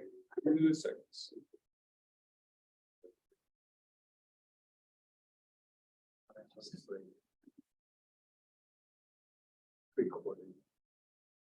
Thank you. All right, I want to start, Mary Brandley, School Committee, for anybody that doesn't know me. So I want to start by thanking Liam. I think Liam should be doing this presentation, actually. He'd do a better job. Also wanted to acknowledge that Rachel Martins and Kaylee Donahue are also here, and they're also from the School Advisory Council at the high school. Phenomenal group of people that, just young adults that really can speak volumes to the need and the value of education in general. So just want to welcome everybody. Thank you again for letting us give an updated presentation since the information that a lot of you have is from when we were presented with a 3% increase in budget, and now it's down to 2.6%. So hopefully this is going to give you a really good indication of where things have been going and how this is, and I hate to keep using the word unsustainable because I feel like it's not being heard anymore. We're in a dire situation.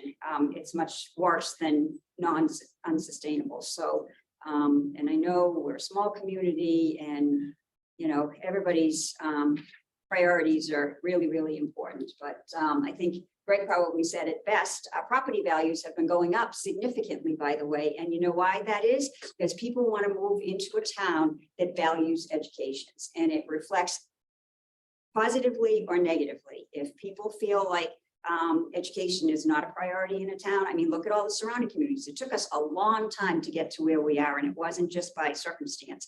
We used to be considered the town that people could afford to move their families into initially. Oh, and then when our kids, get to school age, well, we're going to move into one of the surrounding communities. Well, guess what? That doesn't happen these days. People want to stay in town, but if we don't continue to keep doing what we've been doing and working so hard, then that is going to change. Property values will go down. People are going to be leaving, and it becomes a self-fulfilling prophecy. So Kevin has even spoken to that. So anyway, so next, yeah, that'd be great. Thank you. So this gives you kind of a history of where we've been since FY19. Sorry. All All right, that looks good. So as much as you can see, so what it shows is the pink, I'll call it, is level service budgeting. So that every year is just what it would take to maintain what we have for, based on the previous year. The green shows what the town has allocated each of those years. So Chuck made a point the other night that it's really a compound interest problem.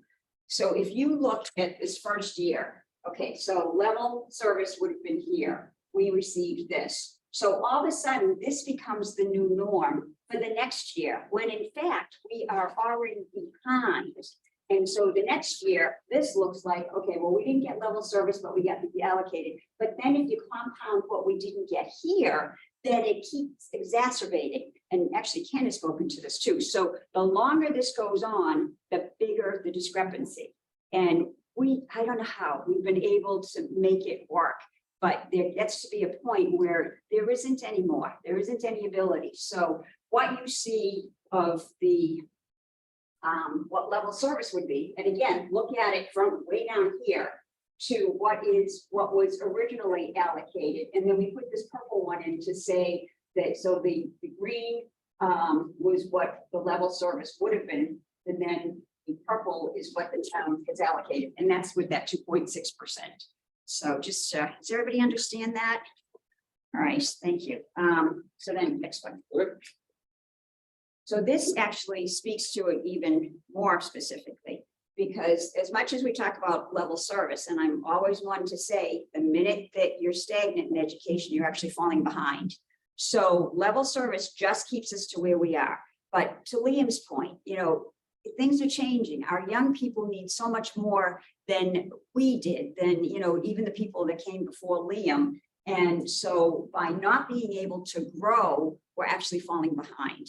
The other towns, you know, everybody has the same scenarios, but we really need to keep growing. And the other thing that we keep doing is that we do keep finding ways to keep our students in Maynard with our Tiger program that we were able to expand upon last year, and that it actually keeps students in the district that we otherwise would have to outsource to other resources. And not necessarily the best thing for the students. I think in a lot of ways it's not, because they don't have the socialization of their neighbors, but also it costs us a lot more money. So that just kind of gives you an idea. So in this case, this was actually FY20, what we requested. So that was over and above the level service. That was our growth request. And this is what we were actually allocated. So look at the differential in each one of those years and what that has come to happen.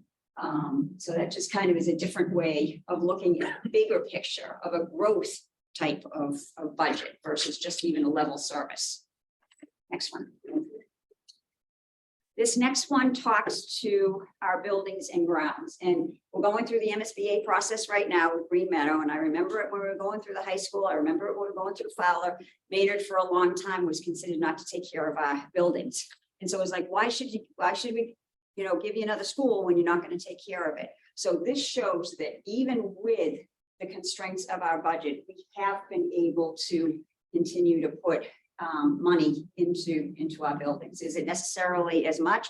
No, in some cases it's Band-Aids, but at least it shows that we are taking care of our properties, which, you know, speaks to the taxpayer, who also wants to make sure that we're taking care of our properties. But on a bigger schedule, it's saying to the MSBA, yes, you can feel confident that when we get this new Green Meadow Elementary School, that we will take care of it, that we've been taking care of the high school, we have been taking care of the middle school and that, as well as the other buildings within town. Next one. Yep.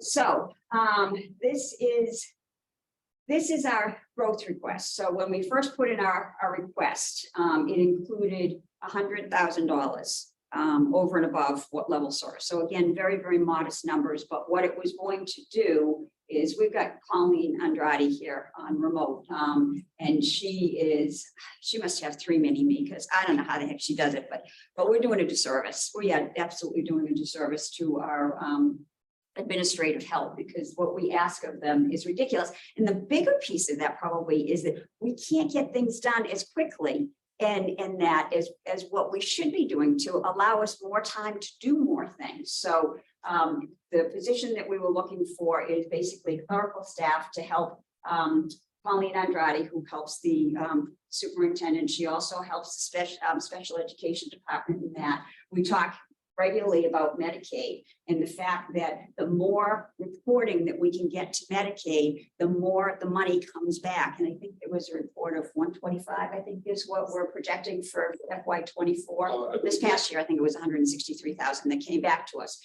So it does go back to the town, but it's helping the whole community as well as, hopefully the schools. So, and also circuit breaker, I mean, you can read this, the IEPs for students that are on special ed plans, transportation, athletic, it also is helping. So now we've just instituted, and I'll give Natasha credit for this because she really pushed for this, the having pay online for the kids to be able to do their activity fees. And that we're doing it with that right now to just make sure all the quirks, the tweaks are worked out, but it's making sure that people pay, that that nothing falls through the cracks in that. So we're actually bringing in more revenue for that kind of piece. So it's $60,000 for that individual. One more thing on that entire slide, just for, so there's some of the functions. Louder. Sorry, you probably want to just come. Yeah, you might want to just step, yeah. So Natasha Rivera, School Committee. So these are functions that a new position would do. Colleen's job has also grown. What are functions that are not listed here, such as the free records request, that's part of her role. We've gotten, and I'm sure the town also experiences a lot more records requests. She is that person who needs to maintain our officers. She's our HR as well. We don't have an HR department. And so those are the areas that she does all the files to the state for our reporting needs. So that is just kind of what she would be retaining, because those needs have grown exponentially long from a compliance perspective. And this would carve out areas that necessarily also need to be addressed, but is only in response to the needs of her job growing beyond what she currently does. So anyway, thank you. All right. The next one, thank you. This next one is a no-brainer. And it's so unfortunate that it doesn't appear as though we're going to be able to go here for $41,000. We're basically talking about, so right now, the way that the elementary school works is that we have teachers that are out on the playground with the kids. And so we're looking ideally for 3 part-time employees to be able to do the lunchroom and the recess monitoring to allow the teachers to actually have more, and the students to have more learning time, upwards to 90 hours a year per student is what we're talking about. That is significant, that the vast majority of education that could happen there is just, it's pretty exciting actually. And also reduces the transition time for students, which we've heard about from parents and from the staff. So that's where that 100,000 came from that we're not even talking about now. And it's also been a request from previous year too. So we just keep kicking it down the road. So the next one, yeah, thank you. So this is a synopsis of the budget request. The top one, the 22,800,000 was what I'll call the growth budget that we had requested. Again, very modest. It's just keeping everything status quo as far as the level service goes, but adding those 2 positions. And then level service, which is just keeping everything status quo versus last year, it would be 22,700,000 thereabouts. What was presented to us from the town, the recommended is 22,229,000, which would be a reduction of $516,000. We can't do this with supplies. It's going to mean reductions in staff, which is going to hurt our students. It's going to hurt our educational system. It's just, there's only so much. You'll see from our pie chart there, it likes to use later on, that virtually 94% of our budget is student-based. And so that is a huge amount of money to be taken away from the school budget. And if we were to look at the top line versus the growth budget, it's actually $616,000 that we're talking about in a reduction. So good with that. All right, so we can go on to the next, and I know, Peter oftentimes asks this too, so we wanted to include this about the budget drivers. So going into fiscal 24, for that, the growth, actually, yeah, it was for the growth budget. This is our drivers. This is exactly how it would come out as far as how it's expended. I don't know if anybody's got any questions on that, Kevin. Yes, Mary, the special education expenses. Is any part of that discretionary or are all those legally mandated? I think they're all legally mandated. Yeah, so I can speak to that a little bit. So there are, there's paraprofessionals, you know, sometimes it depends on the ratio. There might be like a 1-to-1 or be supporting a classroom. So it depends on those mandates of what's indicated in the IEP. Sometimes we have during the school year, you know, you have people who are coming in and kids moving out and their needs. This has been something we've seen, especially after COVID. So having what you start off with the year of what you think your needs are to what happens during the school year is changing. And right now we actually have some areas where we've been trying to hire and we're having difficulty in the school. There's not a lot of, I would say, discretionary piece there, because the idea is that if we're looking at maybe what they call it tier 2, we might want to provide supports, you know, for literacy or something like that. But it may fall under like not an IEP yet, but maybe we're recognizing a student might have some needs. And it's not I guess a mandate per se, because there's not an agreement, but it could be something that is understood that this child needs more support. And we're not waiting for them to fail, because we want to provide push-in services or some group activity that would do that. So it could eventually rise to an IEP level or mandate. There are things like with tuition for whatever the districts are set outside of us. So that would be, those are mandated. We don't really have a choice in how much we pay in tuition. And then the sped transportation.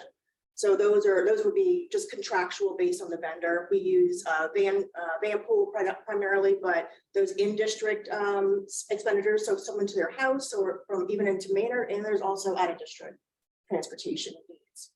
One of the things that we try to do, again, trying to do the best for the budget and also for our students, is that we do have some programs, some case programs there, the special ed programs that we have actually host some of the classes at Maynard, which brings the kids in, and we also have some of our kids go out to other surrounding communities, but it prevents a scenario where the kids might have to go even further to something else, because there might be, take any category that we only have 1 or 2 Maynard students that fulfill this category, and we might have had to send them to out of district someplace different, versus if there's a case program that they also have some students with the same needs, then we can transport our kids to there. So that's also part of that transportation piece. And then just to follow, also one thing I thought about professional development. So that is something that we training for our staff that under special education. So that might be, I wouldn't say that's something discretionary, but what we offer, like for executive function, what we try to, build all those things that we want to make sure that our staff are trained on how to better engage with our students' trauma. All of that falls under sometimes special education budgets. So what would be the financial impact if, say, a parent of a special education child decided that you are not meeting the needs of their child? Like from an IEP perspective? From an IEP perspective. Yes, What is the financial generally impact? speaking, yeah, we have to maintain compliance with whatever is indicated. So it could be compensatory services where we have, staff board or staff have left, we have to owe more to the parent possibly. It could rise to the state for, mediation or something to that effect. If programs are cut, or it just results, as Mary talked about, is we just have to agree we don't have a service in the district, and so now we need to pay a school somewhere else to send that child. In dollars. And so that would, if you send. And legal fees. If you send a child out of district because you're unable to meet their needs, that would represent a significant increase in costs. Correct. I know, Justine, I realize sorry. you're kind of I'm sorry. attention a Okay, little all bit. right. Well, so- no, it's 11:02. Yeah. So, yeah. and Yeah, I I'm think I'm still, just and I don't think we're gonna do a break.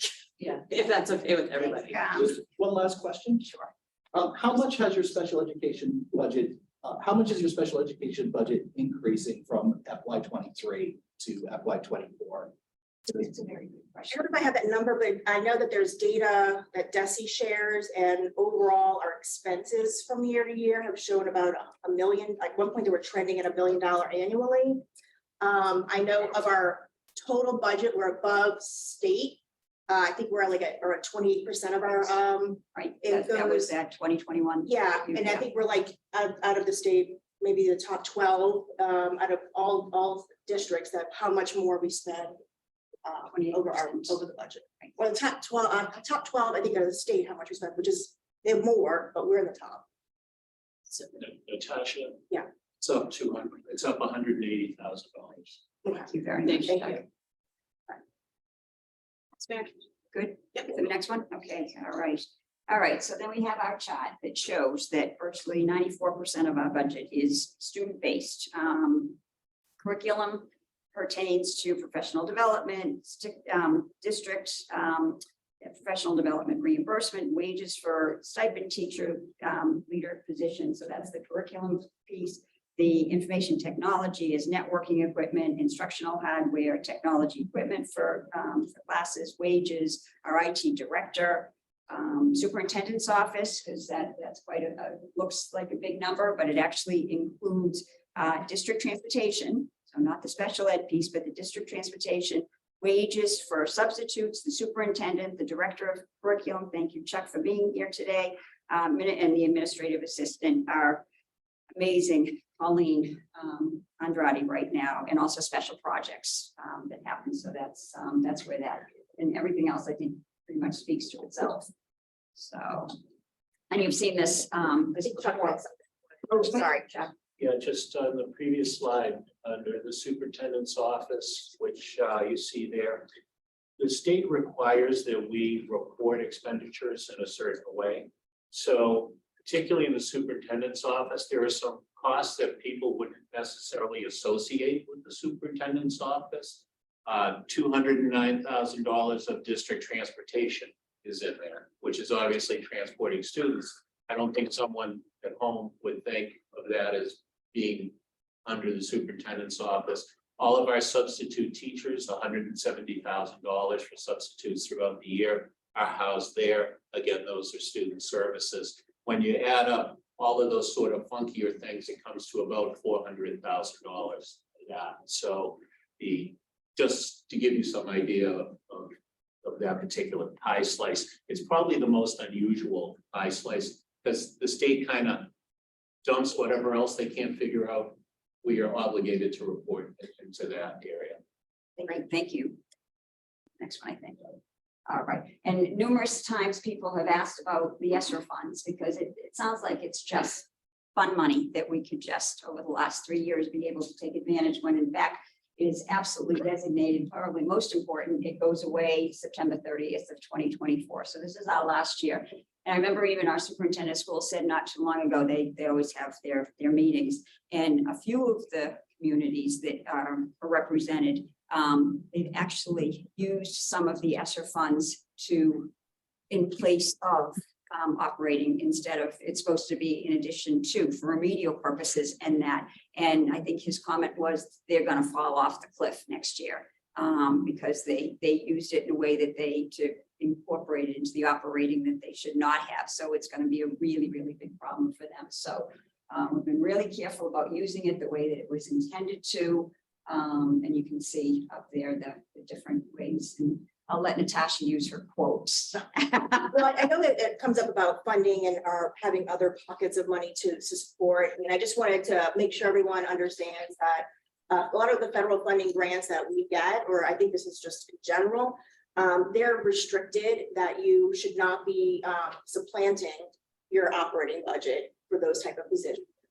So they are intended to supplement what is happening in your operating, but there are laws that restrict the ability to shift over a lot of operating needs unless it was a part of the budget or the request for the grant. If they're competitive grants that will say, like we have things that we get for like the preschool or something. And so there might be, but other than that, there are federal laws that restrict us reducing our operating budget solely with the expectation to fund.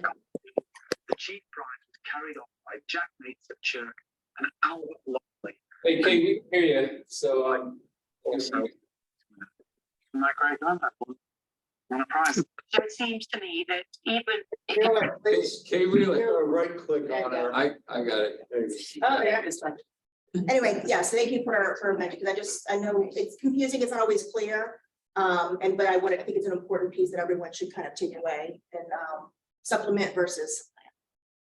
So as far as the ESSER's 3 with, $1.1 billion, how? So what in addition are you doing? And this actually, it's probably not for this conversation, but something to discuss maybe in budget subcommittee. What does that look like? Right. Is that's a lot of money to not obviously add to general operating, but what does that program look like? I know we had like 800,000 where I think we had to pay the benefits for those staff that. $40,000 last year. But I don't know, I'm just talking ESSER in general. Right. So $40,000. It's three, yeah, not just, that was 1 year. Okay. I was So- talking just like all of that, Okay. like total, like when we put in the request, it was the 800,000 For benefits? to charge towards the benefits. No, I know, but anyway, Okay. so we still have the MTSS Yeah. staff Yeah. that we're fortunate. I think we're down to 3 people, I think, right now for this following year. And also professional development that is going on that Chuck is very involved in. We also still have the nurse that was from the extra nurse, I'll call it. I don't want to call her an extra nurse because she's integral, but that we've been able to fund from that, but that may go. We can, yeah, we can. We can talk. yes, the staffings are, there's, wait, it's all. But we can talk in more detail. Here, I Yeah, have a question. Sure. Sorry, can you just clarify which years? So the grant funding, putting an end date of 9/30/24, is that mostly applied to FY 24 then, or is that? That's what they're mandated to be used, like they have to be used by. When were they used for FY 24? Correct. We've used, I have to get I don't have it off the top of my head. We end up not being able to use as much of ESSER 3, like extending it longer because we had to pay for this more, right? So as far as how much we're used in different years, I have to check on that because this is not one for each year. That's how it's kind of like year 1, year 2, year 3, ESSER 1, ESSER 2, ESSER 3. It doesn't come out like that. So it's just like 1.6 million. Right. Yeah, basically. Yeah, basically 24. Yeah. Yeah. We might be able to squeeze a little bit to 25, but if I remember correctly, the plan, you have to provide the plan to the state. So that's already been done on exactly how the money is being spent, right, Chuck? And then it's been approved from the ESSER. We could follow up with sending out like. Yeah, we will. That We will, information, exactly. what was done as of now. Yeah, so, all right, next one is perfect. Got it. Slide, yeah, thank you. So again, this, this speaks to the overall, our salaries versus our expenses. The 22.8 million includes that 100,000 of the new request that would move us forward. And, with short money, but, and so the rest of it, you can, the FY 23 adopted, FY 24 proposed 5.4%. And then the new is, that was actually the, with the growth, and then the 4.9 would be the level service. And then we're now talking about 2.6%, which would create a deficit of basically $516,000 from level service. And the other piece is, and I know everybody talks about this and we keep hearing about it at state and national level, the cost of everything is going up. So we're talking utilities, they're up 12 to 14%, for instance, just that one category in that. And then you look at, so that's going to dig into our budget and that. So we did the best job trying to project what our operating budget drivers are, but it's a shot in the dark as far as that stuff goes. So anyway, all right. So next, last slide. So basically, what the cuts would, and this is best guesstimate without getting too specific at this point. And one more overall thought is that so if we do have to lay off staff, keep in mind a few things. First of all, we're losing talent. We also have to give potential notices to our staff by May 1st. So, it doesn't help us really to get money after town meeting, for instance, because because as soon as people start getting pink slips, they're gonna start obviously looking for other jobs. And there's a cost associated with unemployment too. So it's not like, they just go away and there's no cost to the town. There'll be unemployment expenses for us also to look at. So we'd be looking at, with that $516,000 deficit, below the level service, it's talking about, no added superintendent's assistant, no addition of instructional time for students at Green Meadow, decrease in staff at Green Meadow, at Fowler, at the high school, unemployment costs again. And we have to, really review extracurricular programs in transportation, and then we have to do additional reductions. The other thing, one more point is that anybody that doesn't have kids in the school system, just understand that not only do we have these, costs in that, we also ask our parents. They have to put out transportation. They have to put out the cost of transporting their kids to school, because by state law, it's only the kids that are outside of the 2-mile radius of the schools that we have to transport at no cost. And of course, we have a lot of kids that, for various reasons, their parents decide that. Mayor Fire, stand by for an evaluation, 56 Main Street in front of Look Optical after an MBA, minor MBA. So anyway, so there's that cost that we put on the parents. There's also the cost of the activity fee.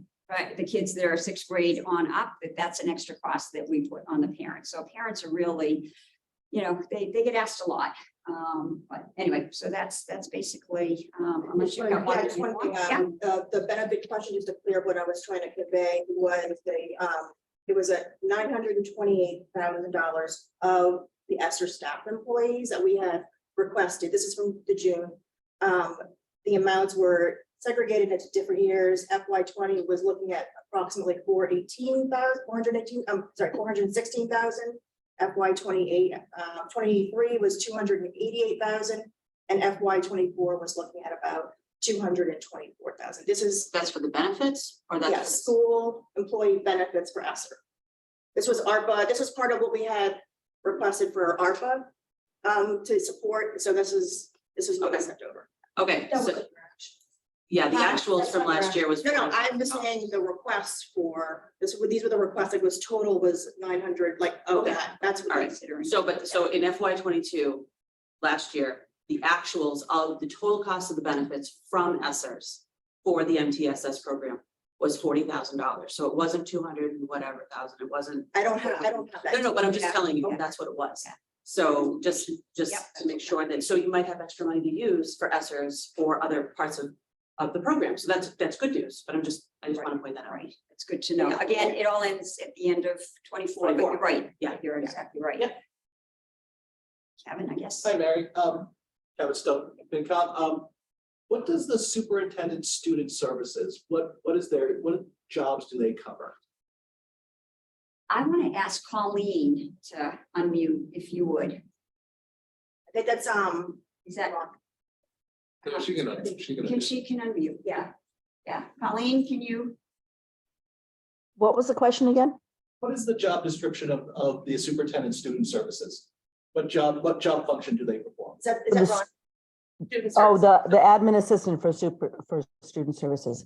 She covers, processes all IEPs, may coordinate meetings. She also handles the summer special ed extended year program and obtaining all the staff, all the forms for students. She has a Medicaid piece that she handles. A lot of it's compliance as far as IEPs and timing of when forms and paperwork have to be sent out. So That's the bulk of it. That Medicaid piece, you're referring to the Medicaid reimbursements that we receive? Correct. So Rhonda handles some of that, I handle some of that, and the business office accounts payable handles some of that right now. The schools do all the work to get the Medicaid reimbursement to come back to the But that Medicaid reimbursement goes back to gets credited to the general fund. And then there's other state reporting that's mandated through DESI throughout the year. So this has an impact on special education. It does. So I know that, the town administrator just released the budget, trying to deal with the 515, and you're putting it there. As this discussion continues this spring, I think it would be very helpful to have more specific on some of the items you're listing here. So, I mean, I know it's hard, you don't want to invest too much in trying to, you know, create things for a bad scenario, but, you know, particular on what the extracurricular stuff could be, and then, you know, I'm seeing decrease in staff at the 3 schools, but I don't know if you can do something like, you know, what does it mean class size? Right. Are we going from 20 to 22? Or, you know, so just more information about the specifics of that, I think would help, you know, inform a better decision. And we have, we did kind of get into a little bit of our last school committee meeting. A lot of it is maybe someone retired, you know, like could be attrition in that might, you know, factor into that. The transportation question was raised as right now, you know, we subsidize the transportation for that are within the 2 miles, which is pretty much most of Maynard. You know, is that an opportunity that might result in fee increases, you know, to the community? And then extracurricular programs, I think this has come up before, just like increasing those fees for participation. Really don't want to take away the extracurricular. I mean, anybody that's a parent in here knows that those are almost as important as the education. It's the whole student. And, you know, I happen to be on the scholarship committee, so we get to see the amazing resumes that these students come forward with. And, you know, any continuing ed, they look at this and say, wow, this is like a really solid student. And in not a lot of cases, in some cases, it's what gets a student through, especially high school, you know, to be able to have something to, you know, to have a different experience, to have a positive experience. I also just want to add too on that the free lunches that parents are now receiving that are funded, that is not a guarantee next year into FY24. Obviously, we're all hopeful that will be realized, but that could be new fees. We're starting to pay for meals that right now families don't have to pay. Do you have a question? Yeah, to Peter's point about specifics, I think I would also appreciate some specifics on when you have the slide about like you haven't been level service funded for so long. Like, let's just talk about FY23 because we're here. What services had to be cut in FY23? Because I know there was a list of what you had wanted to add in your FY23 similar presentation. Some of them were added, the athletic director and things. I'm not sure which ones weren't, but those were all adds. So if you weren't level service funded and you added, what was cut? Right. And you remember the conversation about the athletic director, the fact that it was a $16,000 differential because it was a stipend, it was a teaching position, and that, just so that everybody knows, that was not like a $60,000 project. But it was also said at town meeting that you would not be able to fund it without additional money. Correct. And then you did fund it. And we were able So to find that's, that. you know, that's the tough part. I mean, and a lot of it also is looking at what we are able, like for school choice, like, so there are certain things that we don't, you know, we have to forecast as well of what we might anticipate getting in. And so if those are better opportunities that come in, if we have more school choice, then that is great because our expenses, you know, we can maybe fund some things better. If we get more, you know, out of district placement, then that happens during the year. That's hard to realize in the spring before. So those are the kind of things that can change where the needs of the kids. I mean, there's always that variable. So school choice is just for people who are, so school choice is actually money that you get in that you're able to use at your discretion also. It's more flexible, I think, for most of the funds, but it does still have like certain things. And I know right now, I think Brian was said, but I don't have the information. Right now, I think it's currently already being used, I think, to subsidize the transportation piece heavily. So there, we do rely on those funds because that was a question that we asked. Like, what are we and a lot of it already is being used to subsidize those operational costs. Dick has been, sorry, Dick. So I hear what you're proposing, and so I guess what's talking about how you would deal with the amount of money that the town manager and town administrator is proposing. But you're making the point that you're throwing 550,000 as the case of 600,000. Do you have a proposal giving Are you saying that you want a Proposition 2.5 override, or are you saying other departments need to cut, or how? Right, so How are we getting to your goal? I would say it's a committee discussion, not like the school discussion. right, I would have to say, it's not only on the schools. to Yeah. figure that out. Right. I mean, I think that's part of it, but, I I think mean, these are that's residents, our kids are residents of the town, piece so. that you all have to participate in. They're not the ones that have to stand up and say, no new town, assistant town administrator. Understood, but. Or no deputy chief, or no, like the town has not added a number of FTEs in the past few years. Correct. But I know the schools have added, I think, 5 with a decrease of students Didn't I by hear that 200. DPW added an extra staff person. So, okay, so we added one, right? So- Did we, water? Out of the enterprise fund? That's a separate. Yeah, But still, And also, so- I just. but yeah, so I'm gonna But say. back to, I know we want to move on because I think there's some dispute on the data earlier, but the PEG, we actually are at 4 FTEs and FY 28, it was 3.5. So we did go up to 5 at one point and then we reverted back. So we have sort of that self-correction that happened in FY 21. So I don't want to get into that as much. I don't think that's entirely helpful in this conversation. We don't all have the same information at hand. 2 questions. First off, do you recall what one-off grants you received in FY 23 and what those grants were for? we have They're on that. DESI's website. Yeah, DESI will have, they list all the competitive every fiscal year, so we can send that to Yeah, FinCom. if you could send it to FinCom, that would be good. absolutely, yeah. I seem to recall that a lot of the shortfall was between FY 23 was funded by one-off grants that there's no guarantee that you would receive this year. My second question is those 5 full-time employees, were those full-time employees added for the Tiger program? Which, The five full-time so, employees. so basically what I said is for the past 5 years, the school's FTE count has gone up by 5 Mhm. and the student population has gone down by 200. Right, we have, So that's, we have MTSS Yeah. teachers that we hired. and you also laid off the Excel program, so those teachers, so those were absorbed plus, We have the basic program. right? So the So- FTE count, so the 3 full-time. No, Excel that was a partial funding, the state, I mean, the town and the school, so. 2 people, okay. Right, and there was actually a separate fund dedicated for the for the But basic or. To Kevin's point, the Tiger program, the expansion of the Tiger program, I think it's 3 people, if I have. I don't know, the high school, it's the high school, and I think they actually have 2 at the middle school now, because there's different needs, for more severe needs versus, so And again, there's- it it helps. has to adjust to whatever the It kids helps demands. the kids in Maynard. Now, you presented at town meeting, last town meeting, or last annual town meeting.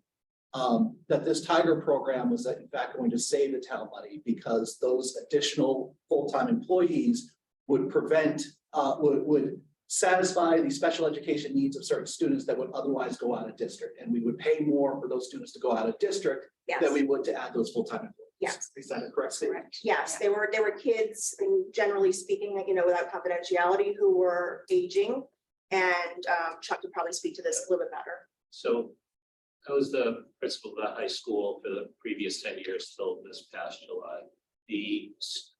I can't account for all 5 FTEs because that's district-wide, but at the high school, there are 2 additional special education teachers that I think ultimately, to your point, although that salary is added to our operational budget, probably saving out of district placements of students that in fact would cost the schools, therefore the town, more money. Another factor that is more district-wide is we've been having an increasing number of students in the system who are English learners.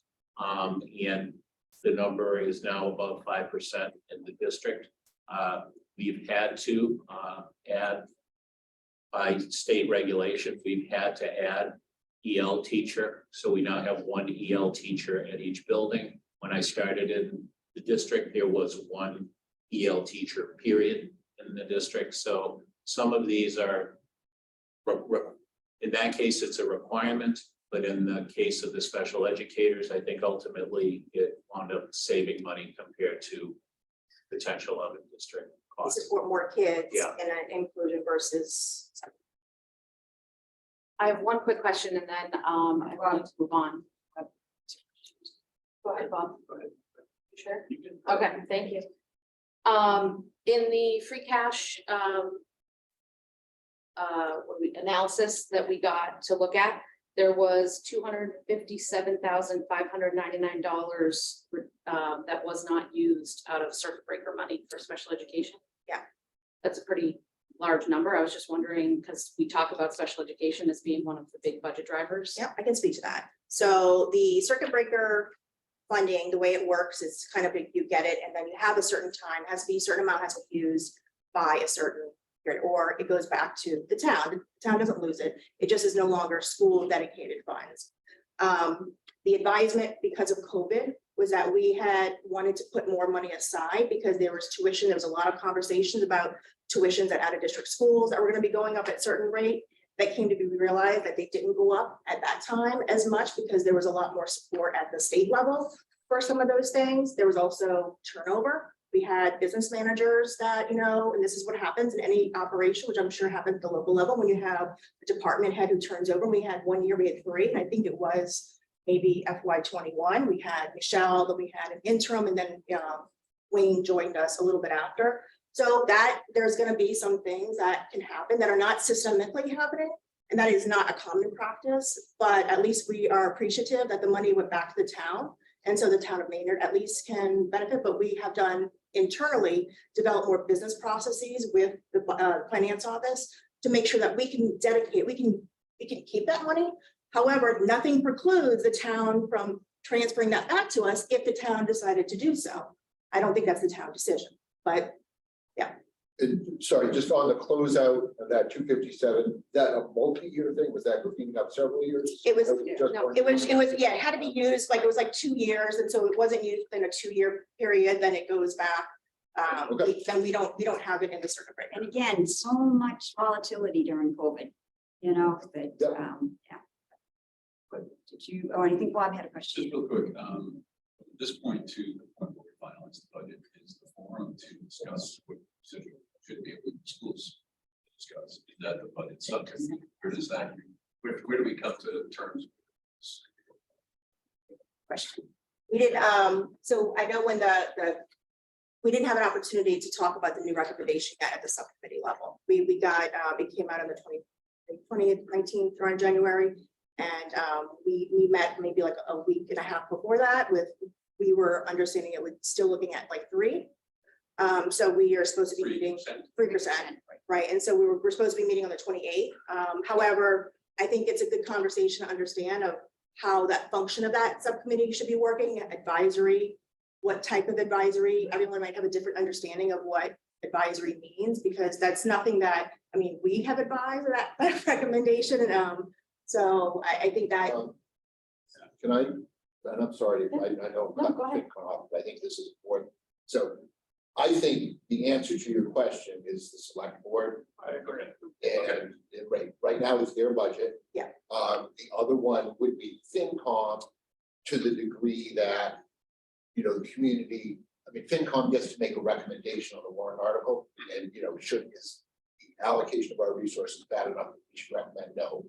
But primarily to change the allocation of resources, it would be the select board. So, but one last question then, is it a surprise to the select board that there's a delta between what the schools are asking town administration can find to? So to the meetings that we've been having? Yeah. No, because I'm not surprised because we had the meeting we had on the 28th. There was still a $400,000 deficit, something that had to get made up. So that's why, unfortunately, that it was not a 3%. We put 3% into the schools, hoping that that's what we would get to. And so, yes, I was a little surprised that it went down, but it's because we needed to make up the difference. Unfortunately, we are looking at, and as the budget subcommittee, it is a mechanism to have general conversations. It is not, there are 2 members of each board in that meeting. So it is not supposed to be a decision maker. It is not supposed to be, it's just supposed to be a transfer of information of what's going on. And then you bring it back to your respective boards and have those conversations and kind of talk about what the trend is or what we're seeing. I know honestly, one of the biggest parts of my personal conversation, my personal concern is the fact that we've got Green Meadow School on the horizon as well. So, the town said, I don't like town versus school. I don't like that at all. The school's budget and the town general government town budget. There are plenty of things in the town's budget that we would like to fund that we did not fund, and we did not put those on a slide. I'm sure that every department head would have their list of everything that they want to, but unfortunately, we are living within our means at this point. And so that is why, so it didn't surprise me. Yeah. But this is an annual conversation. It's the same conversation annually. Greg says he didn't want to say the same things during his slide presentation. Mary didn't want to say the same things during her presentation, but it's the same conversation every year. And every year, between today and the time that we, finalize the budget, put it on the warrants and vote on it, hopefully we're able to do the same thing we've done in the past, which is close that gap as much as possible. And then during the year, I'm pretty confident that in saying that, with FinCom, with the Board of Selectmen and with the schools, we work to, find those grants, find those opportunities to enrich the schools as much as we can. But this is an annual conversation. This is, if anybody in this room was surprised by this conversation this morning, when we came to the school's presentation, they haven't been paying attention for a very long time, because this is the annual conversation. And this is the most difficult part of the annual conversation. But it's not a part that we're not, it's not over. This is step one. So, this is step one. This is the beginning of the process. And everybody in this room feels the same way, believes the same way about the schools and the importance of the schools and the kids and satisfying all the kids in the system. So, this is just step one. So, everybody needs to kind of take it down a little bit and relax, and then now get to work to solve the problems that some of the concerns and some of the questions raised by everybody in the room. Now it's time to figure out a way to pay for these things. I think it's true also. I agree, Chris. I'm moving on, guys. Yes, please do. I think it's true also that in previous years, the delta. Thank you so much. Thank you, Greg. Schools. Thank you, Mary. Thank you, Natasha. What it is today. And there's been bigger gaps, $500,000, and I know that they're actually. I do think, though, that we need, as a community and as leaders within our community, is not to use phrases like the school budget is being cut. We saw that the increase in the budget Greg's proposed is not a cut in the school budget. It's actually an increase. It's just not an increase as to parts of our past. And I think when you start saying the school budget is being cut, it makes animosity in our. That we do not need and that we can overcome and that we can find solutions to as leaders, but not if we're having infighting. And if we're having infighting, it's going to appear to the public that the town doesn't know what the heck it's doing. We know what we're doing. We're working with what we can, and we're doing the best job that we possibly can. And if everybody works together collaboratively, we truly believe we can find a solution that will work for all of us. And we'll go away and we'll have the same conversations next year. All right, I'm gonna give Hillary and Jeff a moment, and then we'll go into my slides. So Hillary, go ahead. Hi, I just have three things I wanted to say, and they're sort of in response to things that have been said over like the last half hour. One is that the schools have been really creative in terms of funding things every year when they haven't had the money for the exact positions. And so, they can take a couple thousand from here and a couple thousand from here as things change from year to year and try to make things work and shift things around and make things work. But basically the creativity is tapped out. Like they can't, when they presented to us a couple months ago, the high school principal had all these really great ideas, and she was trying to make those work by changing positions internally to do that. So as things are being added and created, there's internal changes that are making that work. It's not like there's a secret pot of money that's paying for them. And then I understand that we have a total amount of money. And it's not that the school's budget is 500,000 short, it's the town is $500,000 short. But it seems like if, say, that's 6 positions that need to be cut in the town, it seems like if the school is half of the town's full budget, those cuts should be spread out sort of evenly. So, you know, half of the cuts would come from the school and half would be distributed in the same sort of ratio as that pie chart.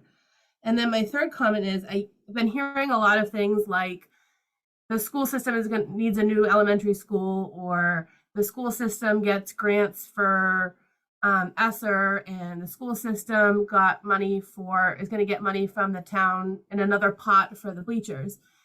But I don't really understand and get how that's being compared to the need for teachers and extracurricular activities. Like the fact that in a couple of years, elementary students are going to have a new school doesn't change the fact that high school students now need a sport, or middle school students now need art. Like those are not interchangeable things. The fact that, you know, you buy your kids sneakers doesn't mean they don't need dinner that night. So I think that like those are sort of, they keep being given as a reason for why the school doesn't need the money for the things they need. And they're really not equivalent. Thank you. Thank you. All right, Jeff, can you hear us? Can you? Yes, can you hear me? Yay, hello. Hey, Jeff. Hello, just 2 quick comments. One, I don't think I heard an answer to Alana's question, which I think is important in understanding what that level service number means. So I would like to hear an answer to that at some point, not right now. The second comment I have is when you look at our per pupil spending, I think we've increased the budget as we showed on that slide at a time where, as Justine mentioned, we've had a decreased enrollment. And I believe that's flattened out, which is good, but I think that's been about a 18% decrease in enrollment over about roughly the 5-year time period that you showed your charts for. So when we look at our per pupil spending, and we are now above how much we spend per pupil in our district compared to Acton Boxborough, we're comparable to how much we're spending per pupil for our neighbors in the Neshoba School District and for Sudbury. And maybe a little less. And all of those are communities which are a bit more affluent, and therefore it hurts a lot less on the household budget for them to maintain those level of funding. When we go around the state and we look at other towns with demographics comparable to Maynard, we see that our per pupil spending is in excess in general to those communities. So I guess one thing we should be doing is looking at these other communities who seem to be able to provide that quality education for less per pupil than we are. So I guess the main question I have is why is that right now? Why are we in such dire straits when we're putting in that same amount? So I think that's another kind of, again, not answered right.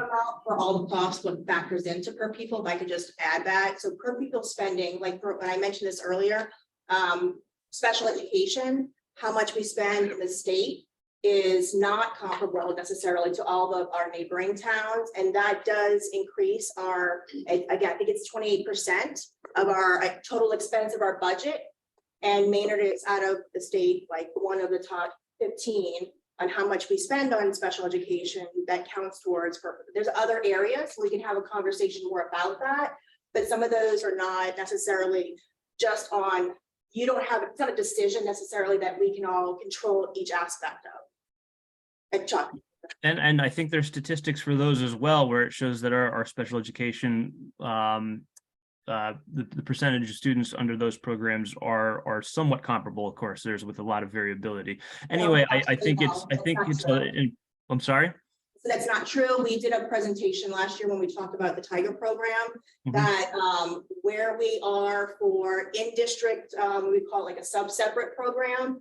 We are below the state average, which is why we needed that. We should be doing more in-district support, but a lot of that is when we don't have the support built, we do have to result in sending more kids out of district. So our out of district percentage of what we spend is higher. So we're trying to close that gap to be more in line with what the state averages are, so that we can build more capacity in and not have to send our money towards other schools, education, and transportation.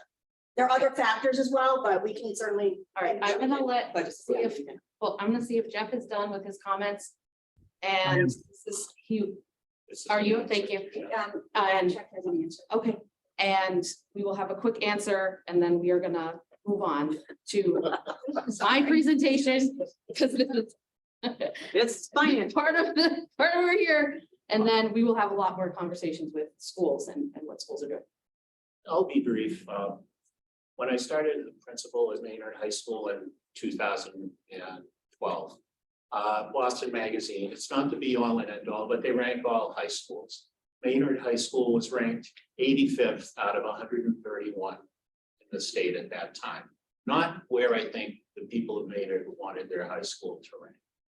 Last year, we rose to 25th out of 151. They did a further analysis of property values versus quality of schools. And on that list, we were number 7. So if you're wondering what's your money doing, your money has elevated education in Maynard. And maybe it's a little bit more than some of the districts Jeff has referenced, but we're kicking their butt.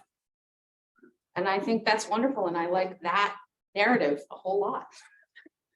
I wish it was out a little more. All the residents. Yeah, there we go. Everybody, I'm glad you heard that. Kevin. Just one comment, I could say my remarks for later, but Yes. I did do a financial analysis of our per pupil spending. And what I found is that the main driver that caused that per pupil spending to be higher versus, let's say, Hudson and Marlboro, the state average, is the fact that we are a very small school district. The other districts surrounding us are at least twice our size in terms of student enrollment. And if you look at the financials, if you subtract the fixed costs, so if you factor like each school, elementary, middle, and high school has to have a principal, has to have a librarian, has to have a custodian, regardless of how many students are enrolled. When you subtract those fixed costs, the only variable cost I was able to find that seems out of proportion to the surrounding towns is our benefit spending. And I actually asked our town administrator about that, and he says that is part of his hiring strategy is to provide higher benefits relative to salary. And just another comment is that if you look at the demographics, Maynard is really a working class enclave surrounded by upper middle class towns. And if you look at the hiring pool, and Greg is living this right now, if you look at the hiring pool, we have to compete with Acton, Concord, Lexington. And really the only low cost neighborhoods that we are able to hire from are at least a half-hour driving distance away. So really the only outstanding item I was able to find, once you factor in that we're a smaller district than the others, those fixed economic costs, is really the benefit. So that was only the outstanding item. Everything else, once you subtract those fixed costs plus the benefits, our pupil spending comes in line with Marlboro, comes in line with the state average. Hudson actually spends more on variable costs than we do. All right, so I'm gonna make this brief. We're gonna go fast. So welcome to the Finance Committee perspective. So this first slide is, and if you cannot read because it's a little small. So the blue is residence, the yellow is commercial, the purple is industrial, the green is personal property. And this shows, I think in a very good way, how much we rely on our residents for our tax base. It is not a lot of commercial, it is not a lot of industrial. And so when we have conversations about taxes, increases and whatnot, we need to keep that in mind that currently who that affects is our residents. Next slide. Okay, so one of the things that we have talked about and that we are hoping to potentially shift in that first slide a little bit is has to do with development. So you have basically 3 ways to meet our budgetary needs. One, we can expand revenue. And one of the ways to do that is to add to that new growth number and to add to our tax base with new development. The only other way to increase revenue is Prop 2.5 override and debt exclusions. And as we saw on that previous slide, that affects our residents. We can also cut services. And we can also, to a lesser extent, but very important, identify any economic inefficiencies within our budget that can save us money. So that's how you can meet your budgetary needs. We are hoping to make some more development happen in town because we would really love to see that first slide have a little bit more balance with some more commercial and industrial. And when you get that, you get more foot traffic, you get more spending in town, you get more local receipts. When people go out to restaurants, it's just a net benefit. Also, we can do development, so that's commercial development. We can also do more residential development. And I think in the past, there's been some concerns over adding students to Maynard Public Schools, but as we've seen, our students number has come down recently. We really like that to go back up. There's actually a lot of reasons that that would be good. So so I want to put that out there for residents. When you see new developments, it's a good thing. It's okay. Because I think in the past, there's been some scare about we can't fit them in our schools. It's good. Don't worry about it. It's great. And also, Maynard Fire standby for medical, 35 Walnut Street, 6-year-old child bleeding from the nose after a tonsil surgery. oh, and then that also, so development expands the tax base, spreads the tax burden, and if we add more commercial industrial, it expands it more into those areas as opposed to just expanding to our residents. But both are good. This also keeps in line with our master plan, which we want to make sure that we are always respectful of and moving forward. And, you know, we need to be proactive with community needs and service capabilities. Moving on. All right. So budget drivers. So why is our budget such a challenge every year? Because we are, you know, sort of stuck with 2.5% plus new growth. And that is not covering what most of our departments are asking for. So we have a lot to do with that 2.5% plus growth. We have city level services on a small town budget.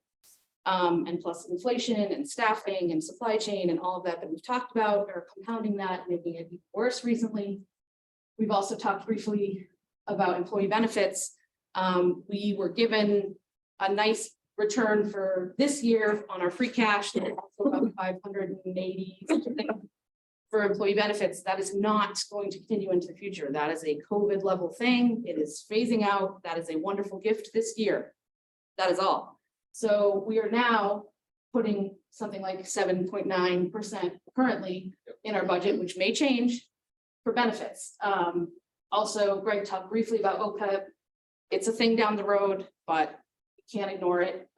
Right now with our latest audit, FY21, it was at 57 million. So that's not a small chunk of change. Okay.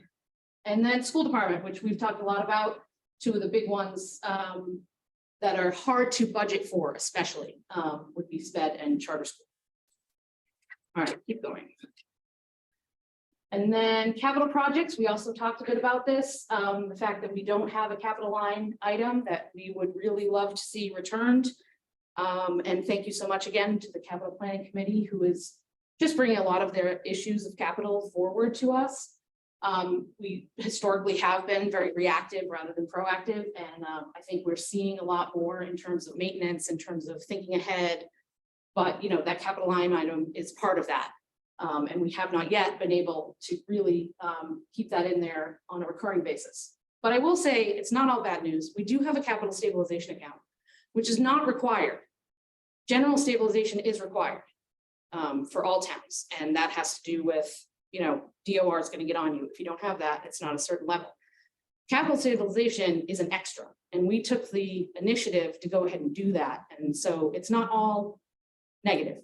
We have been doing some proactive things, and we do have that capital stabilization, which we have pulled on. I think we did a police cruiser out of it. We did a couple of years. We did Wi-Fi upgrades out of it. So we have done some things out of it, and you know, it's there. So that's one that is a good thing. And as we talked about, major increases to capital projects due to inflation such, and also the multiple large projects overlapping. So we had some debt fall off, wonderful. We're about to bring on a really large one. So you know, we do try to keep that in mind in terms of how much we're stacking. And then DPW, as I mentioned, you know, 98% of our households are on water sewer, and the new water supplies are needed, especially if we're talking about development. We can't develop, you know, we can't put in buildings that we can't supply water to. So that goes hand in hand with new development. And also, again, as we talked about, and DEP is not an evil thing, but they do put a lot of unfunded demands on, including things like PFAS that we're gonna have to, you know, keep in mind. So next slide. As we look to the future. So this chart shows the average single family tax bill as a percentage of the value of your home, which is blue, and as a percentage of the per capita income, which is red. So while taxes have gone up on average in this 10-year time period, $241 a year or $2,400 over this period, and that's average single family household. As a percentage of your home's value and as a percentage of your income, you can see that it's relatively flat. As a percentage of income, it's gone up 0.78% for per capita income. Now, again, this is average. This is not everybody. I don't mean to trivialize anybody's personal household budget and how this has and how living in Maynard has affected them. But we can see that we really have done, I think, as good as we can at keeping things pretty level. We have not, you know, we have been fiscally responsible in terms of, you know, making that red graph especially go sky high. And of course, that's only one, as we've said before, that is only one cost to living in town. This is just your, you know, your real estate tax. This is not, you know, how much it costs to pay for the bus, how much it costs for trash, how much it costs for your water sewer. This is just one indication. So as we look to the future, we have 2.5% plus new growth, and there are budget requests from many departments that don't find that adequate. So generally speaking, in the past, we have said, okay, well, you know, your department has to figure it out. We don't have any more. That's what we have. There may be other actions that we want to consider moving forward. One would be development, as we've talked about. And again, there's only so much land, and it also takes a little bit of time, obviously, per development. That's not, you know, a quick fix. There would be an additional operational 2.5% override, which again, right now, from the first slide, that is affecting our residents. And then identifying, correcting economic inefficiencies. That's a little bit on a smaller scale, but there are some good ones out there. As we talked about our trash situation, we're hoping we can find some cost savings there with the new one. So it's that kind of a thing. So that's, again, a smaller pot, but it's there. Alana, quick question. If Yes. I may. I'm done. Go for it. I see that you used the Mass Department Revenue for your source for this screen. Yes. While you were using the material from Maynard, Mhm. do you happen to take any look at comparison for other communities and how they have been impacted over the same period of time relative to the average tax bills? A little bit. I will say the site is really great. You can put in any town you want and get the same information. But I didn't specifically look at like our neighbors or anything. But you certainly can. It's there. I'd be more interested in the communities that we consider to be our. Right, our comparables. Yes, absolutely. Right. Mhm. It's there. I highly recommend anyone going, you know, if you want to nerd out, go to the Department of Local Services under the Mass DOR. Their website is amazing. It has so many really great. Thank you for that. Yeah, certainly. All right, Is that it? that's it. Do you want us, is there anything else you'd like to say? While you're up there? Because- Discuss. All right, we have 3 minutes. Yeah, So- that's exactly right. You're welcome.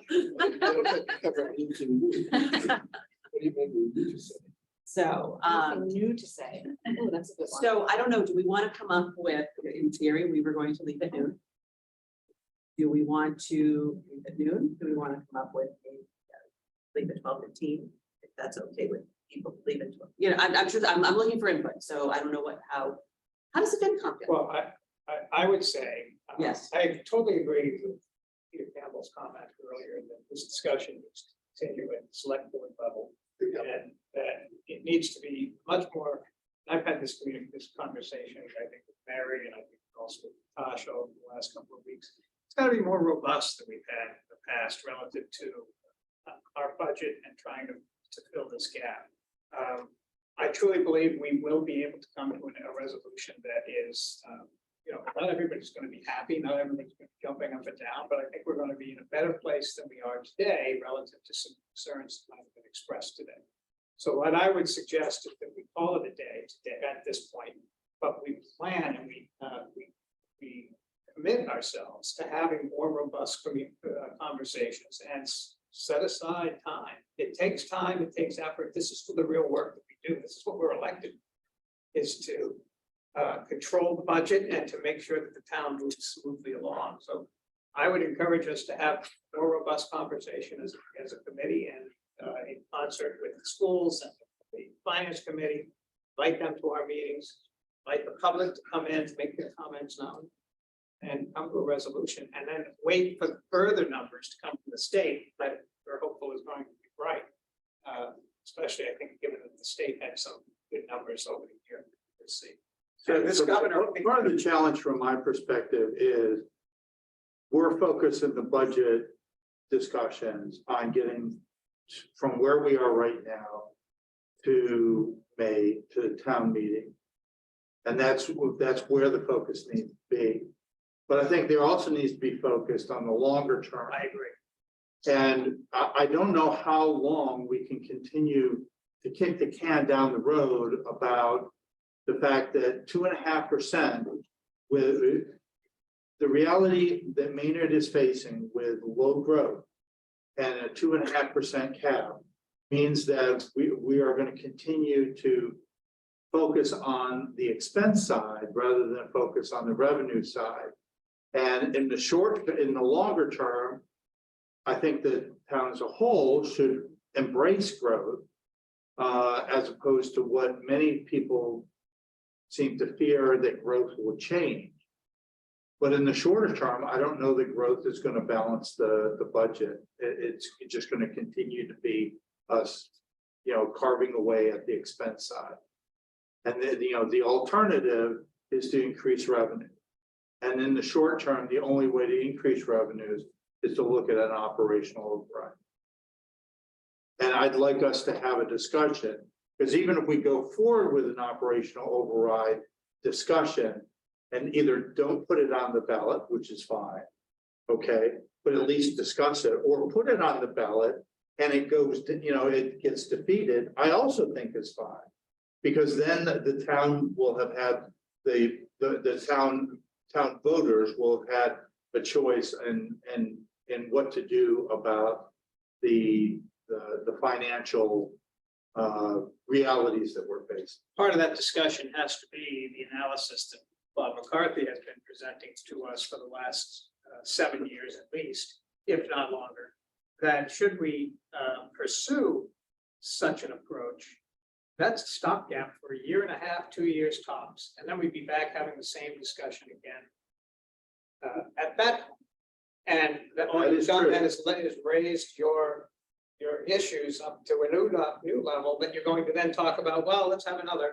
That's true, and that people. I think people look at Prop 2.5 and say, well, our taxes should only go up by 2.5%. That was not the intent. That's correct. The intent was that if expenses were going to go above 2.5%, then there would be a community-wide discussion about that. And that would take place at town meeting and ratified later on. And all I would suggest is if you have that discussion and it doesn't go on the ballot, or it goes on the ballot and it gets defeated, that's fine. But not having the discussion at all, I think you just keep on kicking the can down the road. You're right to say that a single override will not solve the problem, because 2.5% is not enough. And go ahead. I just wanted to echo what you said about continuing the discussion. I don't quite know the mechanism for that within the select board. And from someone not on the board, the select board meetings are often a more formal setting, and discussion is a difficult thing sometimes at the select board level. And I just would, in your, coming up with agendas to, more formally block out an hour and to say it's going to encourage public participation might go some ways to making it more of a discussion. It would have to be a separate meeting for women. So it would have to be a separate meeting. Just for that purpose. It's not gonna be part of, not that it wouldn't be part of a typical meeting, but in order for us to get, we're at 12:02 or whatever Justine's watch tells we're at, right? So we've blown away Greg's timeline by an hour or more. So we're not gonna fit this discussion in to a school committee meeting where we're invited, or a select board meeting where they're invited and you guys are invited. It's gonna end up another tri-board meeting with all of us in the room and any other, stakeholders that want to attend. It's that type of situation. Otherwise, we're just, we're not even kicking the can. We're just having conversations. To get the work done, it's gonna require that type of meeting. And the other thing too, before I forget, well, just because my mouth is open. Fair share, Kate Hogan's discussion about fair share. I would suggest to anybody in this room, much like I think Ken and I did for several years, that nobody count that money till it shows up, like the Parker Street money. Don't count that money till it shows up, number one. And number two, the people that are gonna pay that fair share money, they have yet to file their lawsuit to stop that. So when that happens, which is gonna happen, if everybody in the room and everybody in the state thinks that the group of people that are making the top percent of income are gonna watch their billions of dollars flowing away for nothing, that challenge is gonna come in the courts in litigious Massachusetts. So, I mean, let's not count that money till that money shows up. And that could be, 2024, 2025 at best. And then you're still gonna have to face legal challenges for the state to collect that money and use it. Steve, oh, come on. Hi. You might want to come up here so we can distribute. Sorry. Sorry. That's good, just so you can, yeah. I agree with Peter, and what Chris said. We definitely have to have a joint meeting, separate from our usual meetings. Because I think, we had a number of those the last time I was on the school committee. And I thought that they were really, really great to have, those types of discussions. And I think it needs to be longer than an hour. Everybody has a lot to say and a lot to share. And it's really, really important for all of us to kind of at least get on, share all our information and get on the same page so that we can be the governing bodies that we've been elected for or appointed for. So I think it's really important to do that. Thank you. Just one quick comment on that. The reason I asked the question for the budget subcommittee. Right. And then the answer was select board was, but you just said you really need this kind of reform. What I would recommend is the budget subcommittee distill this information to 5 scenarios of proposals to make that the broader group then has to try to grapple with. Now it may turn out to be 7 or 8 to get decided upon scenarios to deal with this situation, but there needs to be a smaller group make some proposals that the rest of us can react. No, I appreciate that. Thank you.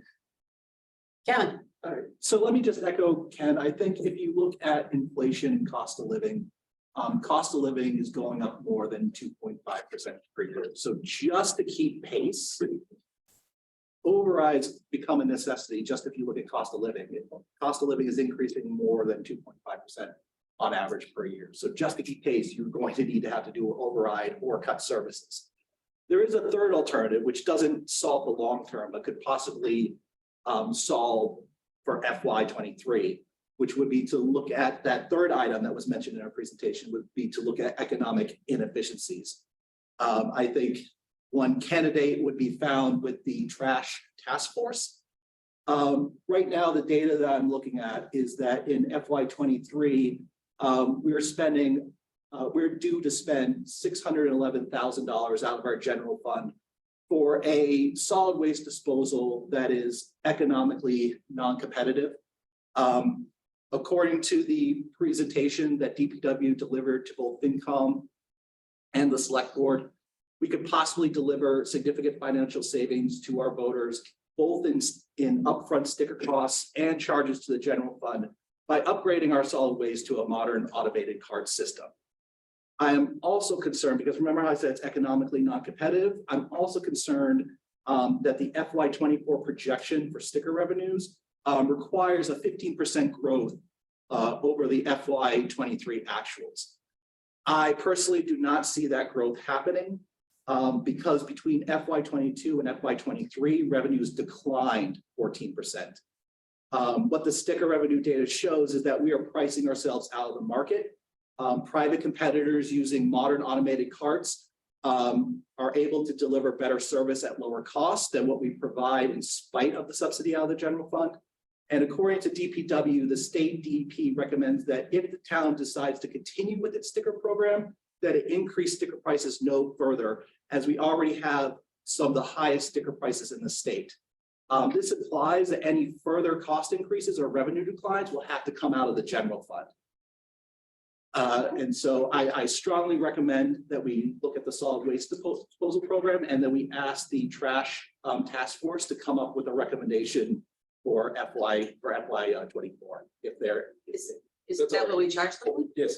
Okay, all right, so that's what you guys are supposed to be doing right now anyways. Yep, we are. Oh, all right, I'm just presenting. So you're just giving it back to you. I'm just presenting the findings that I observed from all the data that I've seen. All right, are you the chair? I am the FinCom liaison. I am not voting. All right, all right, all right. But I'm Thank you. there looking at all the financials. And Oh, okay. there is, again, to emphasize, there's a possible $600,000 savings to be had by upgrading our solid waste program to a modern system that is economic. And just for a little bit of context, it still requires a capital investment to purchase the materials to provide for automated. So we'd have to buy the trash cans. And we would have to pay, like Yeah, so- residents would then have to pay. It still for comes the out of cost of trash living. Yes, so like it's not, It's not a solution for 20, it's not a solution for what we're talking about today. unlikely. In all likelihood to get, because you still have a contract with. Correct. With the other. Actually, I guys. think it expires. Yeah, so we've been doing yearly contracts now with We the have a yearly anticipation that we're gonna change operations. I think it's fiscally. What's that, when do we have to, when do we have to sign or not sign the new contract? Like soon. Yeah. So like in all likelihood, if unless there's a significant like recommendation in the near future, which I don't know, I don't go to those meetings recently, but I think we should expect same operations, same costs as he was describing, because otherwise what you didn't see was from the capital planning committee, an investment of hundreds of thousands of dollars to buy new trash cans. So we're not changing that model as of today. So just for food for thought. Yeah, I'm not opposed to changing it, but I'm not opposed to changing it or accepting the information and making a change. Yeah. I'm just sitting here thinking, do we move that fast? Does the cycle in the system move that fast? Yeah. To allow us to affect the delta that we're talking about today? And I just don't think that I understand that's a potential for what we're looking at in the future to make a change. But for the 2024 budget that we're talking about now, that in essence comes to town meeting in 3 months. That's right. 90 days. Maybe 90 days. Maybe. That would be a lot faster than I think we can get it done. I don't even know that you get the barrels in that amount of time, right? So. I will just comment that, and this is in my personal capacity, but given the unexpected decline in sticker revenues, I believe the capital investment for the barrels could come out of the stabilization fund if the select board were to choose to move forward with that, because that revenue was not expected. We're not even projecting it right now. So there's an unexpected decline in revenue. So I believe this will qualify for stabilization funds. Or a reserve fund, is that what you mean? That would probably cover it. And I wouldn't recommend a reserve fund because it hasn't really started snowing yet. So Sorry. What? I want to adjourn the school committee. Yes. Sorry. Go ahead. So. Motion. Second, Okay, roll call, Mary Branley? yes. Laura Logan, Tasha Barry, yes, Hillary Griffith? Yep. Okay, thank you, and Elizabeth Lando. Okay. All right, thank you very much. Thank you. So continue on. Yes, Yes. so there's definitely more work to be done. Absolutely. And, but I appreciate the work that you guys are putting into this, because it does need to be examined. Yeah. Right. And I'm bringing this to your attention today because, as I said, as Greg points out, there's a window of opportunity to get this in FY '24. And if the select board should choose, I think the message needs to be sent to the trash task force that there's an urge, we could really use the money. So the one concern I would have, putting my personal hat on, is that I'm all about moving faster, but this is a major change to the residents. So I think that in itself would take a giant amount of public education and public outreach. And I don't necessarily know we have the time to do We that. couldn't even stop dropping Christmas trees off at the girls' club without a huge problem. But if you, depend upon the route you go, if you decide to do away with the program, then you've got the problem of everybody has to find their own solution. And you have to go and find a private vendor to come and pick up your trash. And also, I'm sorry, is that what you're talking about? Are you talking about more- I'm not recommending that we pursue private contractors. What I would recommend, and this is not to preclude the work that Task Force is doing, this is my personal opinion, but what I would recommend is that we make the transition to a solid waste enterprise fund. And when we make that transition, we convert the program from a sticker that goes on the bag to an automated cart. That results in significant savings in both labor costs and gas costs. And so, but the residents, in order to have the trash removed, would have to pay out of pocket for either a subscription service or something Yes. like that, because they're not gonna come to town for free, right? Yeah, that's- So it's gonna be like a $300 or $400 a year cost, upfront cost for the residents themselves in order to get their trash picked up, correct? So based upon the presentation that DPW gave to FinCom, Yeah. I believe it was in March of this year. The upfront sticker cost is less than what we're paying now in the upfront cost for the barrels, like the price that the person sees when they do the subscription, is less than what we're paying for stickers for the average family. So it would result in a slight bit of savings, just the upfront cost, never mind the general fund subsidy. Okay, all right. Okay, all right, great. So yes, flush that out a little bit more. But yeah, that's all right. Okay, so I think we all have our thoughts, our ideas, our orders, if you will, and I think something to consider is the select board to put a rule poll out or something, so we have a meeting. so I think that we'll recommend. we'll talk to Greg. I think what I would like, I'm gonna take liberty here. I know that Jeff is on, but you know, for planning the next meeting, can we put an item on the agenda for our next select? Exactly what I was gonna say. Perfect. And then because yes, but without Jeff, I think having a discussion. It's like, Absolutely. Yeah, perfect. Does that sound good to you? Well, sounds good. All right, awesome. All right, so select board made a motion to adjourn. Chris, do you have a second? Second, all in favor? Second, all those in favor? We're here, so we can. Yeah, you in favor of adjourning? Thank you very much. Thank you, everybody, for being here. Justine, are you acting, sir? What? Are you acting, sir? I am. Okay. Yeah.